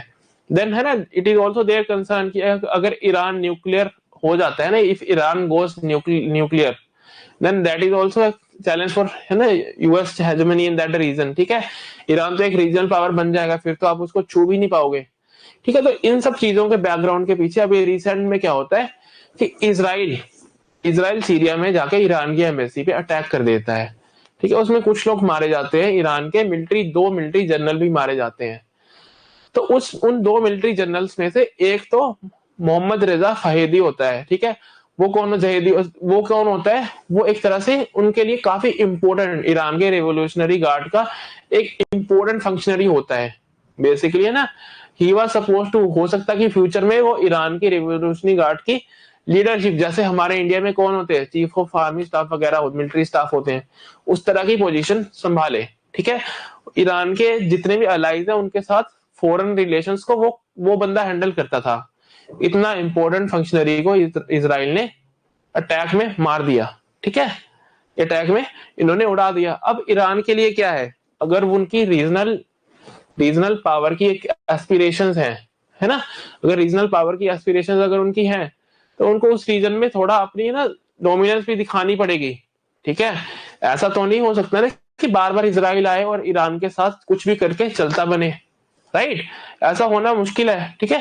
They can not accept it, otherwise उनकी जो पावर, रीजनल पावर की क्रेडिबिलिटी है वो बिल्कुल नीचे जाती है कि भाई है ना किस तरह की पावर है ना, बाकी जो मुस्लिम वर्ल्ड है उस एरिया का, जिसकी लीडरशिप ईरान अज्यूम करना चाहता है ना, ईरान खुद को एक तरह से लीडर दिखाना चाहता है मुस्लिम वर्ल्ड का। तो अब अगर इसराइल बार बार आके या फिर यूएस बार बार आके ना, बेसिकली इसराइल एक छोटा सा कंट्री है वहां पे, वो बार बार आके क्या करता है, ईरान को चैलेंज करता है और ईरान चुप बैठता है, तो ईरान की क्रेडिबिलिटी ना खराब होती है। ठीक है, तब ईरान क्या करता है, फाइनली रिस्पॉन्ड करता है कि जिससे एटलीस्ट उनकी इमेज इतनी ज्यादा भी नीचे ना जाए कि भाई ये तो कोई एबीसीडी देश है कि जिसपे इसराइल जब मन करता है कुछ भी अटैक कर देता है, इनके हाई लेवल के है ना मिलिट्री ऑफिशियल्स को उड़ा देता है ना, मार देता है, और ये कुछ नहीं कर पाते हैं। तो ईरान अब, right, there is a rift है ना। उसके अलावा ईरान क्या कर रहा है, इसराइल के अगेंस्ट प्रोक्सी वार बार बार है ना वेज कर रहा है, पैलेस्टीनियन रिफ्यूजीज को क्या कर रहा है, सॉरी, पैलेस्टीन में जो सेपरेटिस्ट है या फिर हमस वगैरह है उसको फंडिंग कर रहा है, उसको सपोर्ट कर रहा है। ठीक है, एंटी इसराइल ग्रुप्स को या फिर अपने प्रॉक्सी से इसराइल को बार बार टारगेट कर रहा है। ठीक है, तो इसराइल क्या करता है, उनके एम्बेसी पे अटैक कर देता है। ठीक है, अब वो एक काफी बड़ी बात हो गई कि उनके एक तरह से है ना क्या किया, आने वाले मिलिट्री जनरल को या फिर है ना मिलिट्री चीफ ऑफ स्टाफ को उन्होंने मार दिया, और अब हाथ पे हाथ धरे रख के ईरान खड़े रह नहीं सकता है ना, क्योंकि ये उसकी एक एम्बिशन है उस रीजन में रीजनल पावर की तरह एमर्ज करने की। तो ईरान एक रिटेलिएशन शो करने के लिए क्या करता है, आपके इसराइल के ऊपर मिसाइल हो गई है ना, ड्रोन वगैरह से अटैक कर देता है ना, ऑलमोस्ट 300 प्लस समथिंग है ना, इस तरह के एयरबोर्न जो भी टारगेट्स वगैरह आए थे इसराइल की टेरिटरी पे, जिसका इसराइल का मानना है कि हमने क्या किया है, इनको न्यूट्रलाइज कर दिया, 99% ऑफ देम वर न्यूट्रलाइज। लेकिन इसराइल ऑल्सो सेज कि इनके 13-14 जो मिलिट्री पर्सनल्स हैं वो भी इंजर्ड हुए हैं। ठीक है, वो भी इंजर्ड हुए हैं। और जो इसराइल में गिमिक चल रही है कि भाई हम इसका अच्छे से जवाब देंगे। अच्छा, इस बीच में बाकी कंट्रीज का क्या व्यूज है, यूएस ना इनिशियली आपका जो बाइडेन बोलते हैं कि हम तो बिल्कुल प्रॉपरली है ना सपोर्ट करेंगे इसराइल की, लेकिन थोड़ी टोन उनकी सॉफ्ट हो गई आफ्टर ग्लोबल थोड़ा प्रेशर वगैरह आने से कि क्यों, क्योंकि अगर पूरी दुनिया में है ना, अगर गल्फ रीजन में अगर वॉर होती है, इसराइल और ईरान की एक फुल पावर वॉर होती है, तो that can be a challenge global economy के लिए है ना, ग्लोबल, क्योंकि पूरी दुनिया भर का जो ऑयल वगैरह है ना, सप्लाई, एनर्जी सप्लाई है उस रीजन पे डिपेंडेंट है ना काफी हद तक। ठीक है, काफी हद तक डिपेंडेंट है। ऐसे में वहां पे वॉर होती है तो सप्लाई रुक सकती है ना, इंडस्ट्रियल एक्टिविटी से एक तरह से इफेक्ट हो सकता है। अपार्ट फ्रॉम दैट उससे आप और क्या हो सकता है, इन्फ्लेशन हो सकती है ना, और बाकी जो इन कंट्रीज के अलाइज है वो भी इस पावर में एंटर कर सकते हैं और वॉर लंबी खिंच सकती है। ठीक है, काफी कंट्रीज इस वॉर में है ना इन्वेस्ट करेंगे, ये सब चीजें। ठीक है, तो अब इसराइल के जितने वेस्टर्न अलाइज है उन्होंने क्या किया है, मोर और लेस क्रिटिसाइज किया है ईरान को और इसराइल को एक सपोर्ट दिखाई है कि whatever they decide we are with them, right. ठीक है, यूरोपियन पार्लियामेंट हो गई, यूरोपियन यूनियन हो गई, या फिर आपका यूके हो गया, फ्रांस हो गया, यूएस हो गया, राइट। तो उन्होंने बोला कि वी आर विद इसराइल। ठीक है, इस बीच में ऋषि सुनाक जो प्राइम मिनिस्टर है किसके, यूनाइटेड किंगडम के, उन्होंने क्या बोला है कि भाई you both the parties they should practice restrain, है ना, थोड़ा कूल हेडेडली इस चीज को सेटल करो, है ना, because war can be fatal, है ना, वॉर क्या हो सकती है, टफ हो सकती है। ठीक है, तो यूके का थोड़ा सॉफ्ट इस पे बयान आता है अभी रिसेंट टाइम में, understood. On the other hand Iran आपका क्या बोलता है ना, यूके ने एक डिप्लोमेटिक पोजीशन लिया है, जितना हार्ड लाइन पोजीशन बाकी इसराइल के अलाइज लेते हैं उतनी नहीं ली। ठीक है, ऑन दी अदर हैंड अब ईरान बोलता है कि भाई this was just to warn you. ठीक है, हमने तुम्हें वार्न किया है कि अगर तुम ऐसे हरकतें करोगे तो हम भी जवाब दे सकते हैं, और इन केस तुम इसके रिटेलिएशन पे हम पे अटैक करते हो तो हम भी उसमें पूरी तरह से एंटर होंगे। बेसिकली ईरान ने बोला है कि यू शुड कंसीडर कि जो तुमने हमारे आर्मी जनरल्स को उड़ाया, हमने इसके साथ उसको इवन कर दिया, हमने सेटल कर दिया। ठीक है, अगर फिर भी तुम रिटेलिएट करोगे, तुम ईरान की टेरिटरी पे अटैक करोगे, दैट विल मीट कंसिक्वेंसेस। ठीक है, तो ईरान ने भी एक तरह से क्या बोल दिया है कि भाई फिलहाल इसको इवन मानो और हमारी तरफ से वॉर की डिक्लेरेशन ना मानो, लेकिन इन अगर फिर भी तुम रिटेलिएशन में या फिर इन फ्यूचर ऐसा करते हो तो देयर शैल बी कंसिक्वेंसेस। अच्छा, इंडिया इंडिया का भी इसमें एक डिप्लोमेटिक, बिकॉज ईरान में शाबार पोर्ट है ना, ईरान एक ऑयल है ना बेसिकली रिसोर्सेज रिच रीजन है, तो हमारे लिए स्ट्रेटेजिकली इंपॉर्टेंट है। देन इजराइल से हम क्या कर रहे हैं, हथियार वगैरह खरीद रहे हैं ना, इजराइल ऑल्सो स्ट्रेटेजिकली इंपॉर्टेंट, तो हमें दोनों के बीच में बैलेंस करके चलना पड़ेगा। ठीक है, तो इंडिया ने भी एक न्यूट्रल, एक बैलेंस्ड अप्रोच दिखाई है इसमें। ठीक है, अच्छा इंडिया पे क्या असर हो सकता है ईरान और इजराइल की वॉर का, जैसे हमने देखा कि जो पूरी दुनिया पे होगा। फर्स्ट ऑफ ऑल आपके ऑयल वगैरह की सप्लाई डिसरप्ट हो सकती है, एनर्जी सप्लाई आपकी इकोनॉमीज पे अफेक्ट कर सकती है ना, इन्फ्लेशन वगैरह हो सकती है। उसके अलावा हमारे इंडियन ओरिजिन के लोग इजराइल में भी रहते हैं और ईरान में भी रहते हैं। ठीक है, Indian origin, people of Indian origin है ना, इंडियन सिटीजन डायस्पोरा वगैरह ईरान और इजराइल में है ना, 10-10, 20-20 हजार लोग हमारे वहां पे हैं। ठीक है, तो उनकी सेफ्टी, उनको कैसे रेस्क्यू करना है, वो सबके इशू आ सकते हैं, उनकी सेफ्टी का इशू आ सकता है। उसके अलावा ओवरऑल जो गल्फ का रीजन है वहां पे 90 लाख से 1 करोड़ के बीच में इंडियंस मौजूद हैं। ठीक है, 9 to 10 million Indians are there working there, तो उनकी सेफ्टी का कंसर्न भी हमारे साथ हो जाता है। ठीक है, उसके अलावा अगर ये वॉर, ऑब्वियसली वॉर नहीं हो रही है, लेकिन अगर होती है तो दैट कैन टेक है ना, अब कौन कौन सा कि आपको साइड लेनी पड़ जाए है ना।